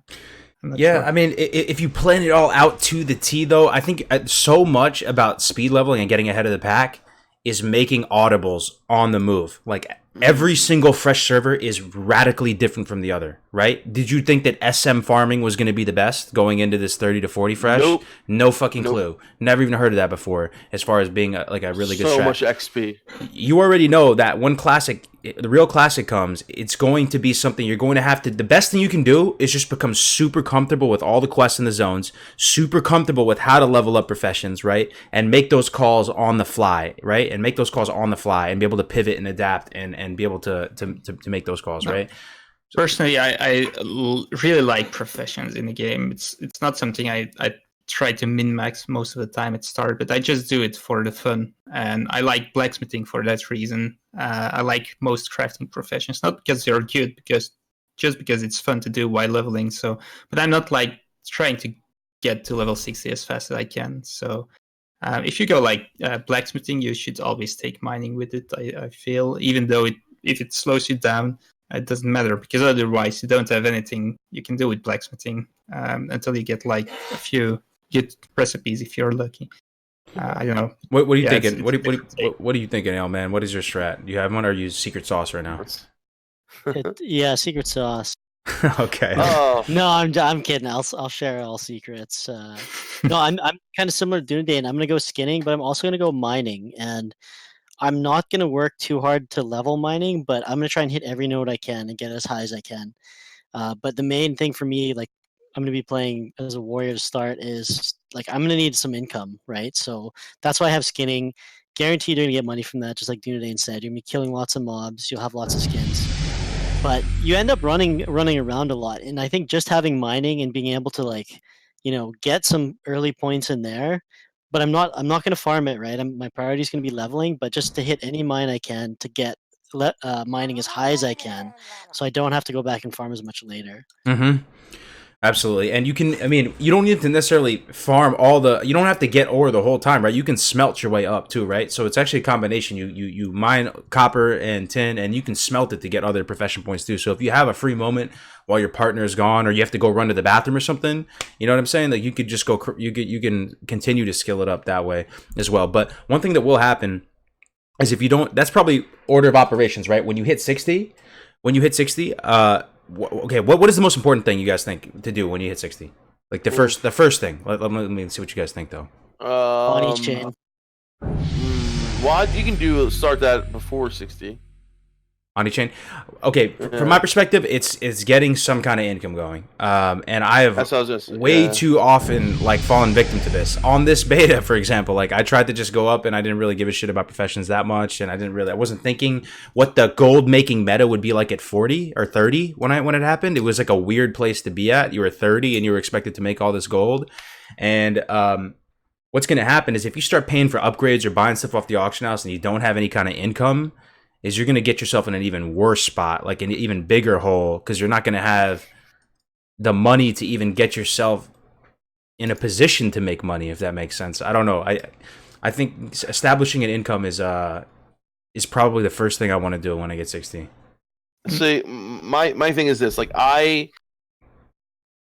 there are certain items that I like to get that are BOE items, for example, like Cassandra's Grace, things like that I will like to get out of the way. So, but like you said, you got to have money to get that, right? So, establishing some kind of way to get money. So for me, at this point, my thing, I want to make sure I can get, my True Faith vestment, so I gotta get the pattern, stuff like that for strat. So a lot of that I will be doing farming for BOEs, and a lot of this, like Ayle was saying, some of that stuff you can do while you're hitting level 60, right? So you can do dungeons, this, that, and the other.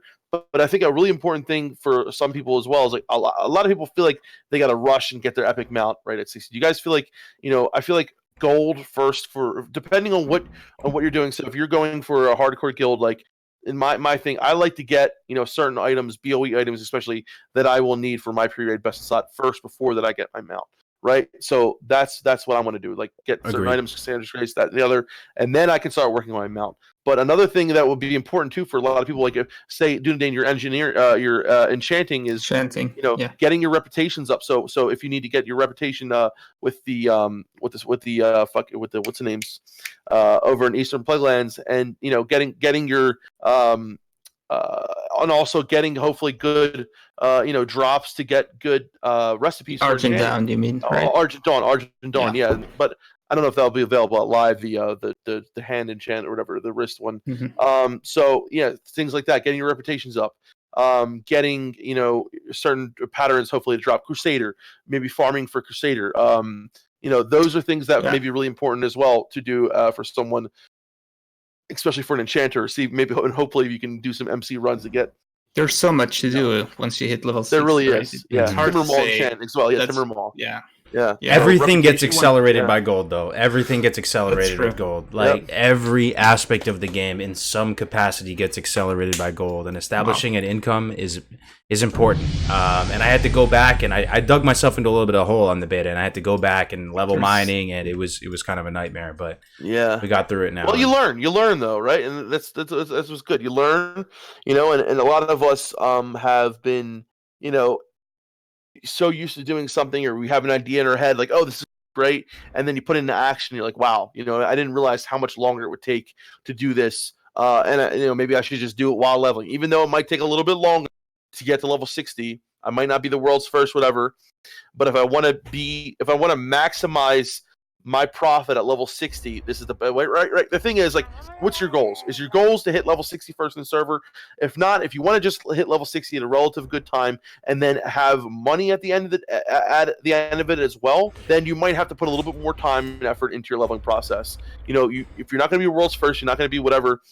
Do mining while you're leveling. It might take a little bit longer, but at the end of the day, at level 60, you're going to be so much better off. It's also class specific, though. It's class specific, too, because, like, if you're a hunter, and I'm coming from this from a hunter perspective, I think that's... I've developed some bad habits, kind of, from being a hunter player, to be honest. So, on a fresh, as a hunter, I don't give a fuck about anything. I literally just want to hit 60 and go into Maradon and start killing it. Like, start doing princess runs. Like, you don't... Like, because even if I were to level up mining... It's not going to make me more money than doing princess runs. You know what I mean? Taking all that time, I would literally just do princess runs. And on Zethkar, I had my epic mount in 1 day. I had it in 1 day, dude. Wow. I had it in 1 day of farming princess. Were you selling runs? No, a couple here or there. Like someone would post in chat and say like, "Yo, I'm trying to get Blackstone Ring," and then you would send them in there, or whatever. But even those, it kind of didn't even feel that worth it, to be honest, because it takes a while to get the person over there, longer, and they kind of don't even know where to go, and you're like, you have to explain to them where to go. So explain to me this, because I always wondered, how do you make so much gold? Like, I know from selling the items, just vendor. Just vendoring everything, the blues, and that, just you the blues. Make that much gold. Just the blues and grays, and you can sell the ghost mushrooms if you have herbalism. But there's also some cloth in there. I didn't think it was that lucrative that they can get that it's much not gold. It's not that lucrative. It's like 50, 60 gold an hour. It's not that lucrative. It's not that lucrative, but it's very consistent and very easy and doable with 0 gear. So here's the weird thing that tripped me up, though, right? Yeah. On the beta, we weren't going to 60. Like, the whole meta of gold making is just this weird area. Like, so there's none of that stuff. So it depends on class too. It depends on a lot of things, right? But I don't know, man. I don't know. It's just it's We're gonna have Maradon on launch, right? Yeah, we're gonna have Maradon. So. Yes, which is good. Which is like someone was just, because I'm like, that's good, because you for as me as a priest, right? My best way to make gold is DM East. DM East runs. I've made thousands of gold doing it. I sat in there for hours. I would work on videos and sit there and do DM East as a priest, holy noving, the lashers, and also as a herbalist, I was there.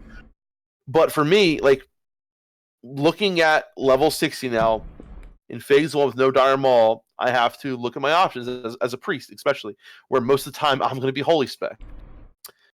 What can I do, right, other than professions? There are some places I can farm that I know of that I'm not really going to share right now, because I'm a little worried that if I give it, but there are some things that I could do as a priest with Holy Nova, in phase 1 even. But for the most part, you're absolutely right, Kargoz. A lot of it does have to do with the class. It does. Like, some classes we have to have a private chat about it, right?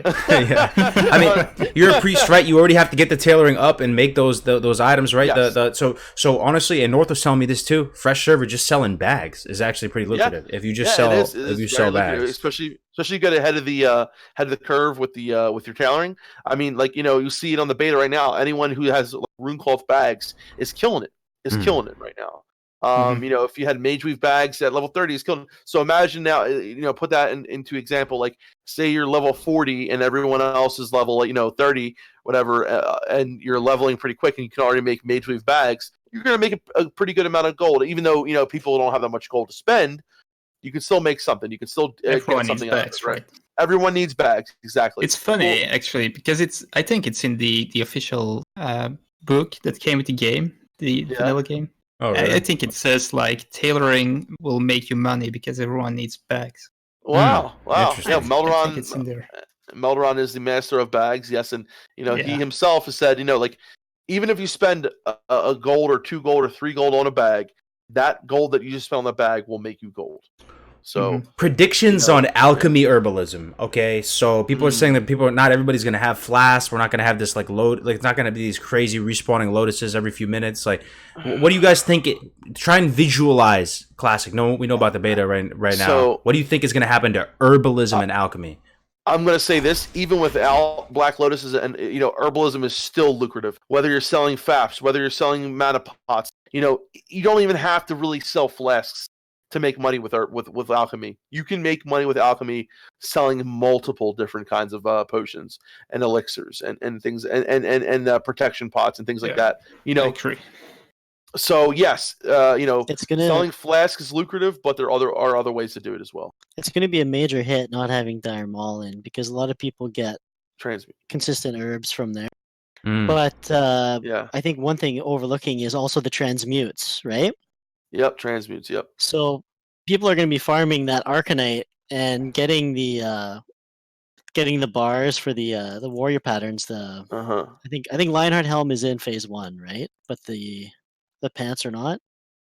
Should be, yeah. I remember, on fresh servers, people getting Lionheart really quick and having one dude on the server having Lionheart and everybody so things like that and like Thunder Fury, like Arcanite's going to be huge. So selling that cooldown every day, I think that's where the bulk of the alchemy's like consistent money is going to come. But that's not that much money, right? But it's right. It's a decent amount of money. I mean, that on top of what else you can. Yeah. I mean, you can make so consider your transmutations. And with selling mana pots and friggin' I feel like mana pots and health pots and free action pots. You know what I mean? Free action pots too, dude. Dude, I've bought so many faps in Swiftness. Swiftness is my favorite consumable. I've spent so much gold even on Swiftness. Even in phase 1, dude. Even in phase 1, you're gonna sell them. Oh, you're gonna sell them. 100%. Like even in phase 1. You cannot go wrong with alchemy if you want to make money. It will always make I'm money. so addicted to faps and swiftnesses as a warlock. I feel like they're so important to have faps and swiftnesses. You heard it here, guys. First, Kargoz is addicted to swift faps. Swift faps, dude. So, is anything known about the cooldown on the Black Lotus pounds? It'll be less than private server. I haven't heard anything about it. Have we heard? Because you're saying right now people are already getting the beta. I haven't.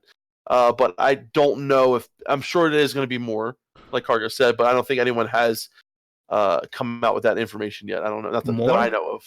The cooldown will be higher. It'll be longer, right? Yeah. Cooldown will be longer. Yeah. There's like dynamic respawns on Lotuses on. Yes. I'm pretty sure on Northdale. But one thing I was gonna say, what are you guys gonna do with alts and professions? What's the play there? Like, you know what I mean? You're 60, you got your income set up, you're probably going to be engineering something, right? Like for me, it's going to probably end up being just mining engineering the whole way, because it's also the style of income. So some people want to take the time out of their day to go farm and consciously put themselves towards farming mentally and just go farm.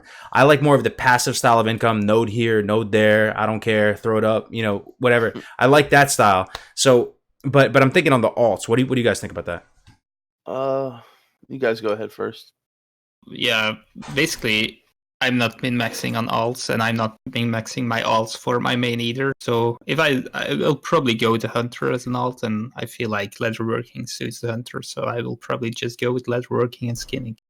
But that's because it thematically suits the Hunter in my opinion. So there's not really something special. Yeah, or maybe alts or not. Maybe alt professions aren't a big deal for you. I mean, to me, what initially comes to mind is enchanting, right? Because you could if you're not enchanting. Can you repeat it, Kargoz? Yeah, you broke up. Oh, enchanting. I'm saying that you could just send stuff. Like you don't need to be like 300 enchanting to disenchant something. You can disenchant stuff at any level in vanilla, right? So you could have this. You could have it, but that's kind of a generic answer. I don't know. I'm thinking maybe herbalism, alchemy, and then I don't know. Yeah, herbalism alchemy is always good on an alt, of course. That is usually always my alt right there. Yeah. My alt is almost always herb alch, especially my alt's going to be Tarn Shaman, so he is 100% going herb alch. And well, now I think about it, I probably rather go with herbalism alchemy than working on Hunter. Yeah. What about you, Ayle? Yeah, I'm going to be leveling a shaman directly after the warrior if I can. I'm going to do the same thing except with herbalism. So I'm going to do skinning herbalism, and then after transition into herbalism alchemy. Nice. Makes sense. Yeah. Mhm. I will probably only min-max my profession on the main, like Yeah, going like engineering with enchanting something. Yeah, like for my main, I went in. I'm still honestly, like I've talked to you about this, Dunedain. I feel like for myself, if I'm gonna keep enchanting, right, I want to make sure I'm getting the most out of it that I can. I want to get the best recipes I can. I want to stay on top of it. I want to stay on top of my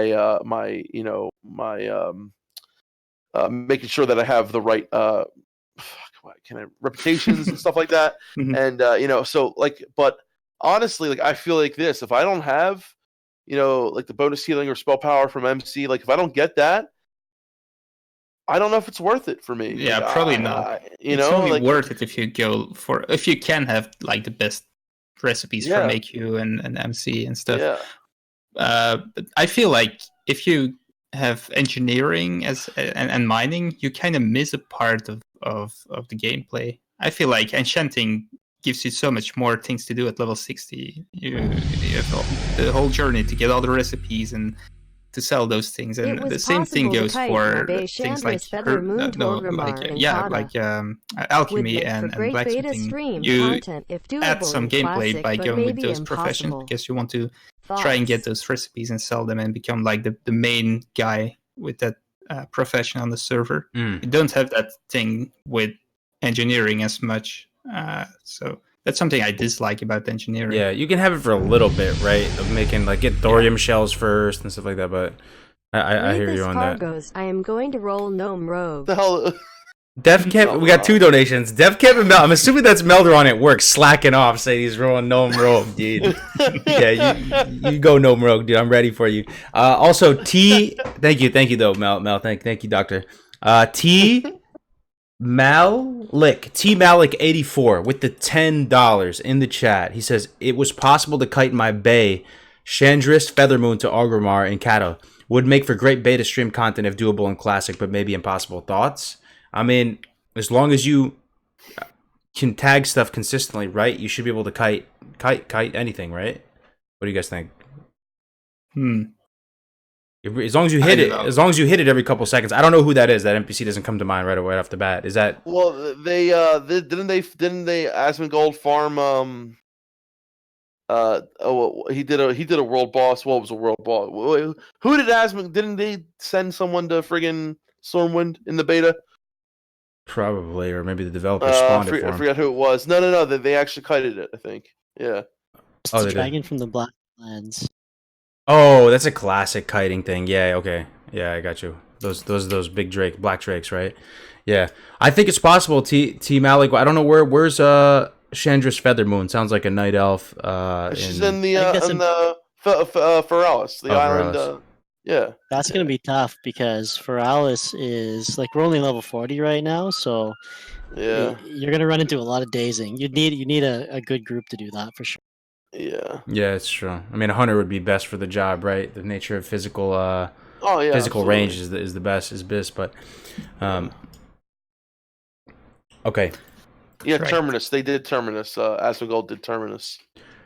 Let me think. What profession am I missing right now? Did we cover all of them? I'm trying to think if there's anything interesting. Professions are more interesting of a topic than I thought. I have to say after playing the beta, I'm thinking about them a lot more. We never talk about blacksmithing. Yeah, blacksmithing's like the least played profession, right? I know, but like as an enchanter, like you need the rods and I don't know. It's like. But it's the role playing with blacksmithing, the sounds, the anvils, if you're in Ironforge, it really it adds to your character. I kind of like it, and I don't want to give away his secrets too. I just realized too, but guys, start thinking about fishing and cooking. All right, just start thinking about it. Just think about those carefully. All right, like we're playing the game. It's gonna be summertime. Just think about. Shout out to Two Dads if he's watching right now. Just think about it. We're playing fishing, cooking. It's going to be the summertime. Think about those professions. You gotta as well. share it now. What the? No. Just people will know. The 200 IQ people will know. So. Damn it. I wish I had an IQ. Oh, I think it's an IQ. Summer. It has to do with the season, right? No. What is that? What is he talking about, bro? Okay. Okay, you're right. Yeah, but anyway. So. Let's see what else, dude. Okay, professions. Okay, we talked about world PvP a little bit. Respecking. It's kind of nice right now that the respec is so cheap on the beta. I've been messing around with some stuff. Oh, what about the? Have anyone heard anything more about the fishing pole to hit ratio? So like if your fishing is maxed out to 300, you're hitting as if your weapon is 300. Have we heard anything more about that? Is that right? Is it supposed to stay like that? I have no fucking clue, dude. I mean, I people are assuring. Some people are telling me that that's how it's supposed to work. With the fishing skill, I have no idea. I didn't see anybody, making plays with the fishing pole back in the day, or I probably would have remembered it. I mean, it's kind of crazy, but I couldn't believe it when I I'm like, it just doesn't make sense. Like, just because your fishing is good doesn't mean you should hit people hard with a rod. Like, you know what I mean? I don't know. It's but like, it hits for like 1 DPS, so in sense of like the RPS. Well, no, there's the one that's what is it called? The friggin' what's the name? Fishing pole. It hits pretty friggin' hard. But yeah.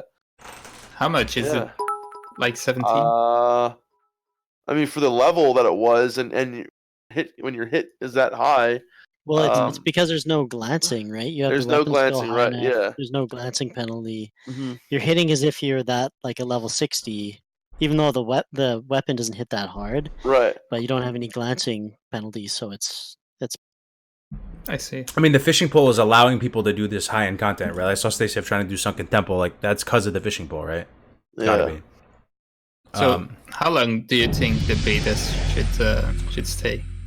That's a good question. Real quick, before we end on professions, there is one donation right before we transition over to that topic.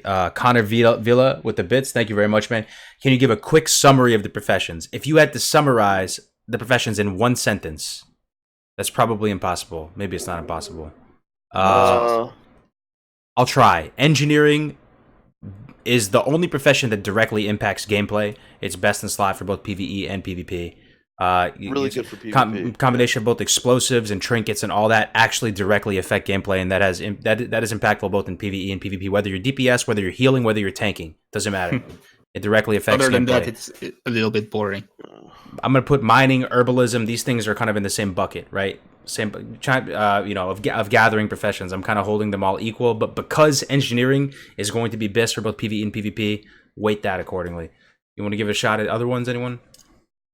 Yeah, enchanting is like if you can manage to be the best enchanter of the server, or at least be the guild enchanter, you will make money. You will need to spend a lot of money in order to get to 300 skill, but it's worth it, and it's the most social profession out there. And you're making your gear better. So if something has, plus, you can put plus 100 health, or you can add damage and things like this. You can add agility to certain items, so you can add bonuses to the items. And alchemy is basically it's actually the only profession in which you have to communicate with people, and I kind of like that of enchanting. It's like you stand on the market. No, not the market. Yeah, you know what I mean. Like you stand in the main city and you spam the chat in order to gain money. That's something unique about it. Alchemy is really cool because you can make different potions, the things that, first of all, give yourself health, give yourself mana. We're talking about fat, free action potions, great in PvP. Alchemy is probably one of the biggest ones where you can use in so many different instances, flasks, which give, extra, armor and extra spell power and extra mana, different things that have huge effects that, will only last a certain amount of time, but will buff your character immensely. And you can make a ton of money off it as well. And it goes, of course, hand in hand with herbalism. And then, what else? Blacksmithing, pretty self-explanatory. You can make items, for Lion's Heart's helm. You can make, weapon chains. Probably one of the least popular professions. Yeah, but super cool because you have 4 different specializations to go in. And it's becoming really interesting once the Burning Crusade hits. And then you will be happy that you you have like hammersmithing or something like that. Also, it's really trinket. Hard. Sorry? Yeah. The fear trinket. A lot of people forget about the fear trinket. Yeah. Which is later, but it's really hard to level 300 skill. It's very expensive, but you will like the sound of the anvil. It's worth it. And then you got your secondary profession. We got leatherworking, of course, Leatherworking. and tailoring, which are very similar. You can make items that are cloth or leather, and even some other things. But yeah, so which is awesome as well. You can make a lot of money off of. And then you have your secondary professions like first aid, cooking, fishing. You even have lock picking and poison. So yeah, a lot of different things you can do. It's very RP oriented stuff. Well, the good things with leatherworking and tailoring is they are both very, very cheap to do. And leatherworking is easy and cheap because it's with skinning, of course, which is like the cheapest material. And tailoring is very cheap because everything drops. So I think those are the easiest to level. Also, some of these professions are doable organically, naturally, while you level. Some stuff like enchanting tailoring is pretty straightforward. You can power level them while you level, is what I would say. Skinning as well, same boat. Herbalism, mining, kind of same boat. Some stuff like blacksmithing, engineering, a little bit harder to do it, right? Like you have to, I don't know. It's not as organic to level them. Yeah, there's a spot for every profession in the game. Everything is needed in the end. Everything is needed, right. So... Thank you for that donation, by the way, and sorry for the little purple pop-up on the screen right now. Before we transition over to the other topic, guys, I want to make a little quick announcement to you guys. So, Dunedain's involved with the project. Ayle is massively involved with the project. Defcamp, myself, we're all involved with this project. This is a website we've been working on for a very long time now. I mean, for 7+ months since before the demo happened. ClassicWow.live. It's kind of our baby. We've been working on it for a while now. Ayle's the main, dev and engineer, been working on it. And I just want to announce to you guys that we do have another feature on the site now. So there's this atlas that we've launched on there, and it looks really cool. Taladrill and Ayle have been working really hard on it. And it's pretty sweet. So if you guys are making leveling routes for yourself, or if you want to refamiliarize yourself with the zones, you can go to this atlas, right? And chime in here too, guys, to help out promote it, because I'm probably not doing the best job. But here's the atlas. You can click any zone here, and you can straight up like Google satellite image it, pretty much, and click a zone like Winter Spring, and even all the caves. All the caves, you can hover over a cave and click a cave, and you can see inside the cave. Like you can see every single place in the world right now on this atlas. You know how many times I've gotten lost in what's the name? I'm forgetting the name of it now. Timbermall Hold. Now you can open it up and literally like find the way through. It's like remember back in the day those cereal boxes that would have like the map behind. You can find your way through Timbermall Hold. I was showing people yesterday. We were talking about in stream, where I was farming the jungle remedies, and if you go there in Stranglethorn Vale. Kargoz northeastern Stranglethorn Vale. You can look and you'll see right there the Curzon compound. I got you. The top right, and he shows you exactly in the background. There's a picture, so what it looks like, the different houses, and you can see that. Okay, like this is where I farm the medicine men for jungle remedies to remove poisons and diseases. So it's just really cool to like go even further. All these other maps around, only shows you the zone. Well, our map will show you the Atlas version of it from like the Google Maps, and you can go inside the caves and look and see pretty much these even inside Gromwell Base Camp, all these other places, Booty Bay, all these other things that you can look into and see. Every cave in the damn game, you can go and look inside and get the layout. Seriously. So even if you're lost in the game, you can pull it up, or if you're making a guide and you want to like highlight little objectives on here or whatever. Ayle and Taladrill have been working really hard on this, so you guys could go check it out. And I'll put the link in the chat right now. It's classicwow.live. It's pretty much how it is, what it sounds like. And pretty much we're trying to develop lots of cool features and new tools for you guys, help improve your experience, help bring the community together. We also got forums on there. We're about to have a talent calculator kind of soon, right, Ayle? I've been dying for that. You guys know I love the talent so much. Yeah, we're about to have a talent calculator on there too, and you can check out all the people streaming. Oh, I'm on here right now. But all the people streaming in the community, you can see them live here, kind of a bird's eye perspective. Well, I'm watching myself. That's weird. All right, let me get out of this. All right, that's pretty much it though. Wanted to shout that out to you guys because we launched it as of today. That Atlas with all that additional features. So yeah, and more features coming soon. Big Ayle there making plays, man. Talent calculator coming. So yeah, a lot of cool things. Yep, absolutely. Anything you want to talk about, Ayle, on that end? Yeah, basically there's going to be a lot more to come right up to launch. Like this week, like you said, we added all the underground zones, which are really cool because there's nowhere that those maps really exist. Taladrill's created all of that, so we've put that online. We're also open to suggestions and things like that. So if you have any comments or things aren't working quite how that you expect or whatever, give us your feedback. Hop by our Discord and let us know.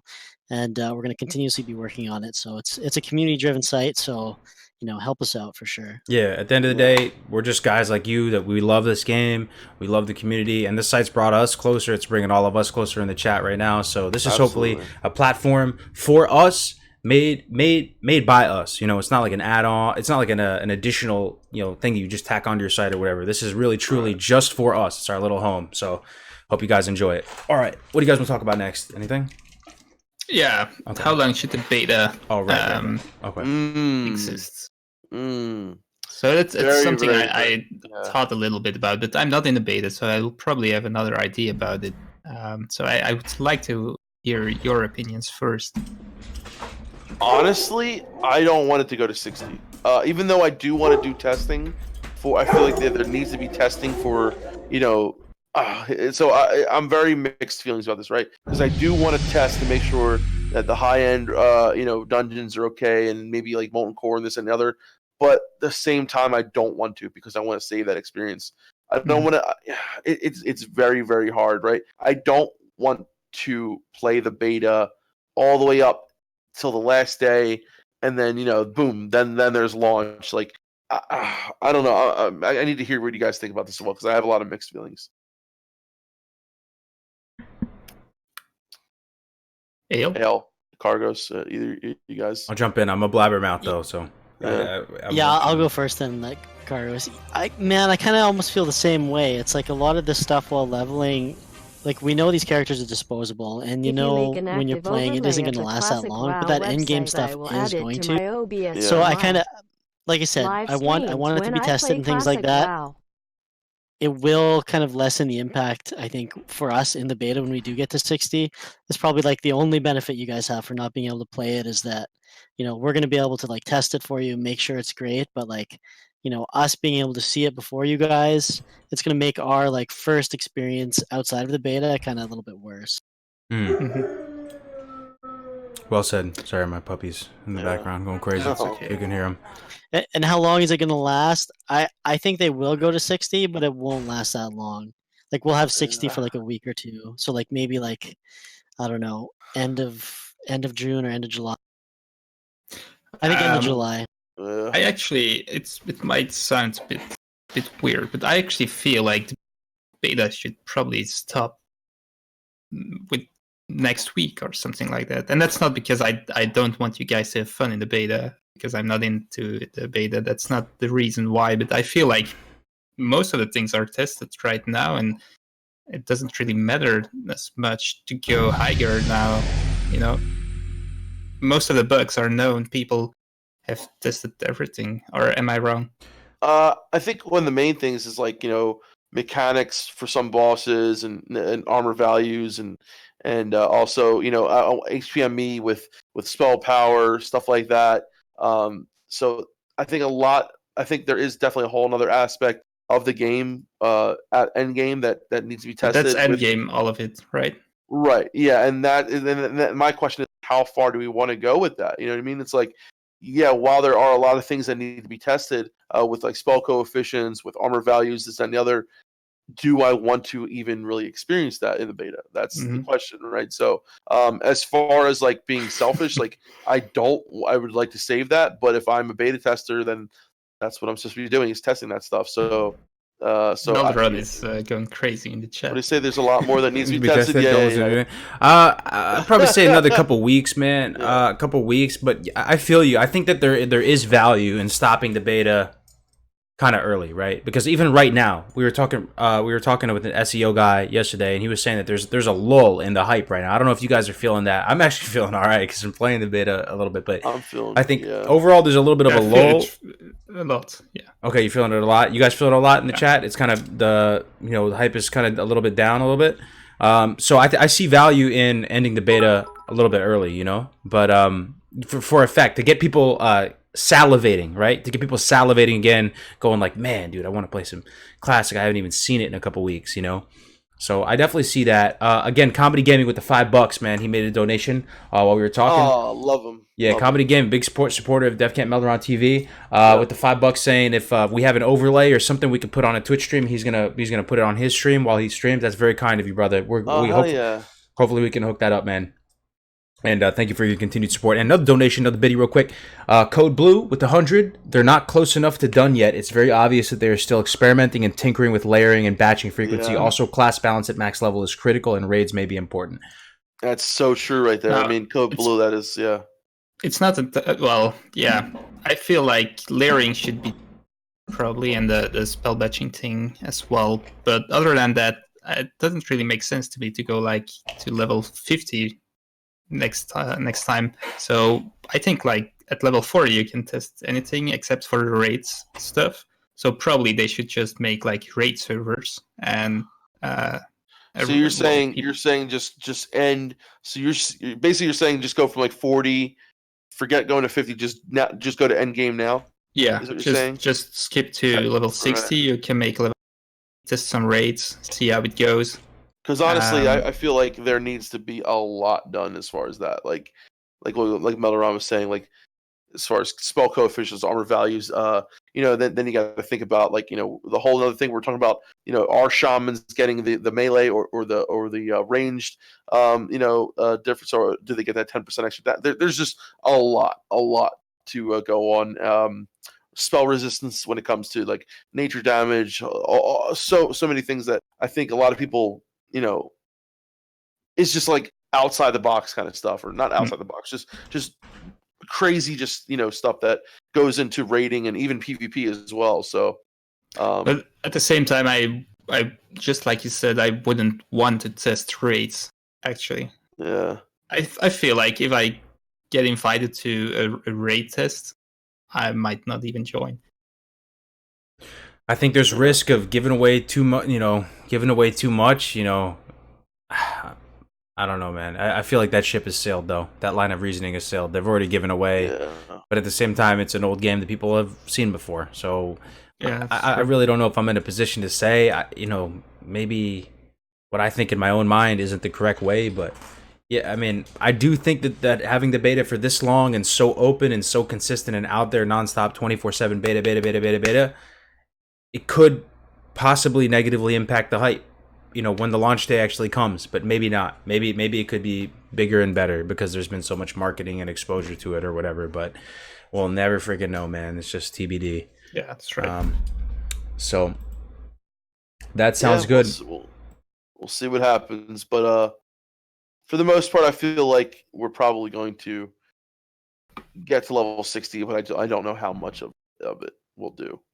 You think in the beta we're going to get to 60? I think the way it seems like now, I mean, we're already at level 40, right? We have, it's June what? What's today's date? June. It's 13th. 13th. We've got all of June left, all of July. I think there's plenty of time to get to 60. Oh yeah, I mean there'd be plenty of time. There would be plenty of time, and I guess they do want to test all. I mean, if you're going to test some of the quests, you might as well test all the quests, I guess. See if anything is bugged on the way up. But anyway, guys. Oh, sorry. Go ahead, Dale.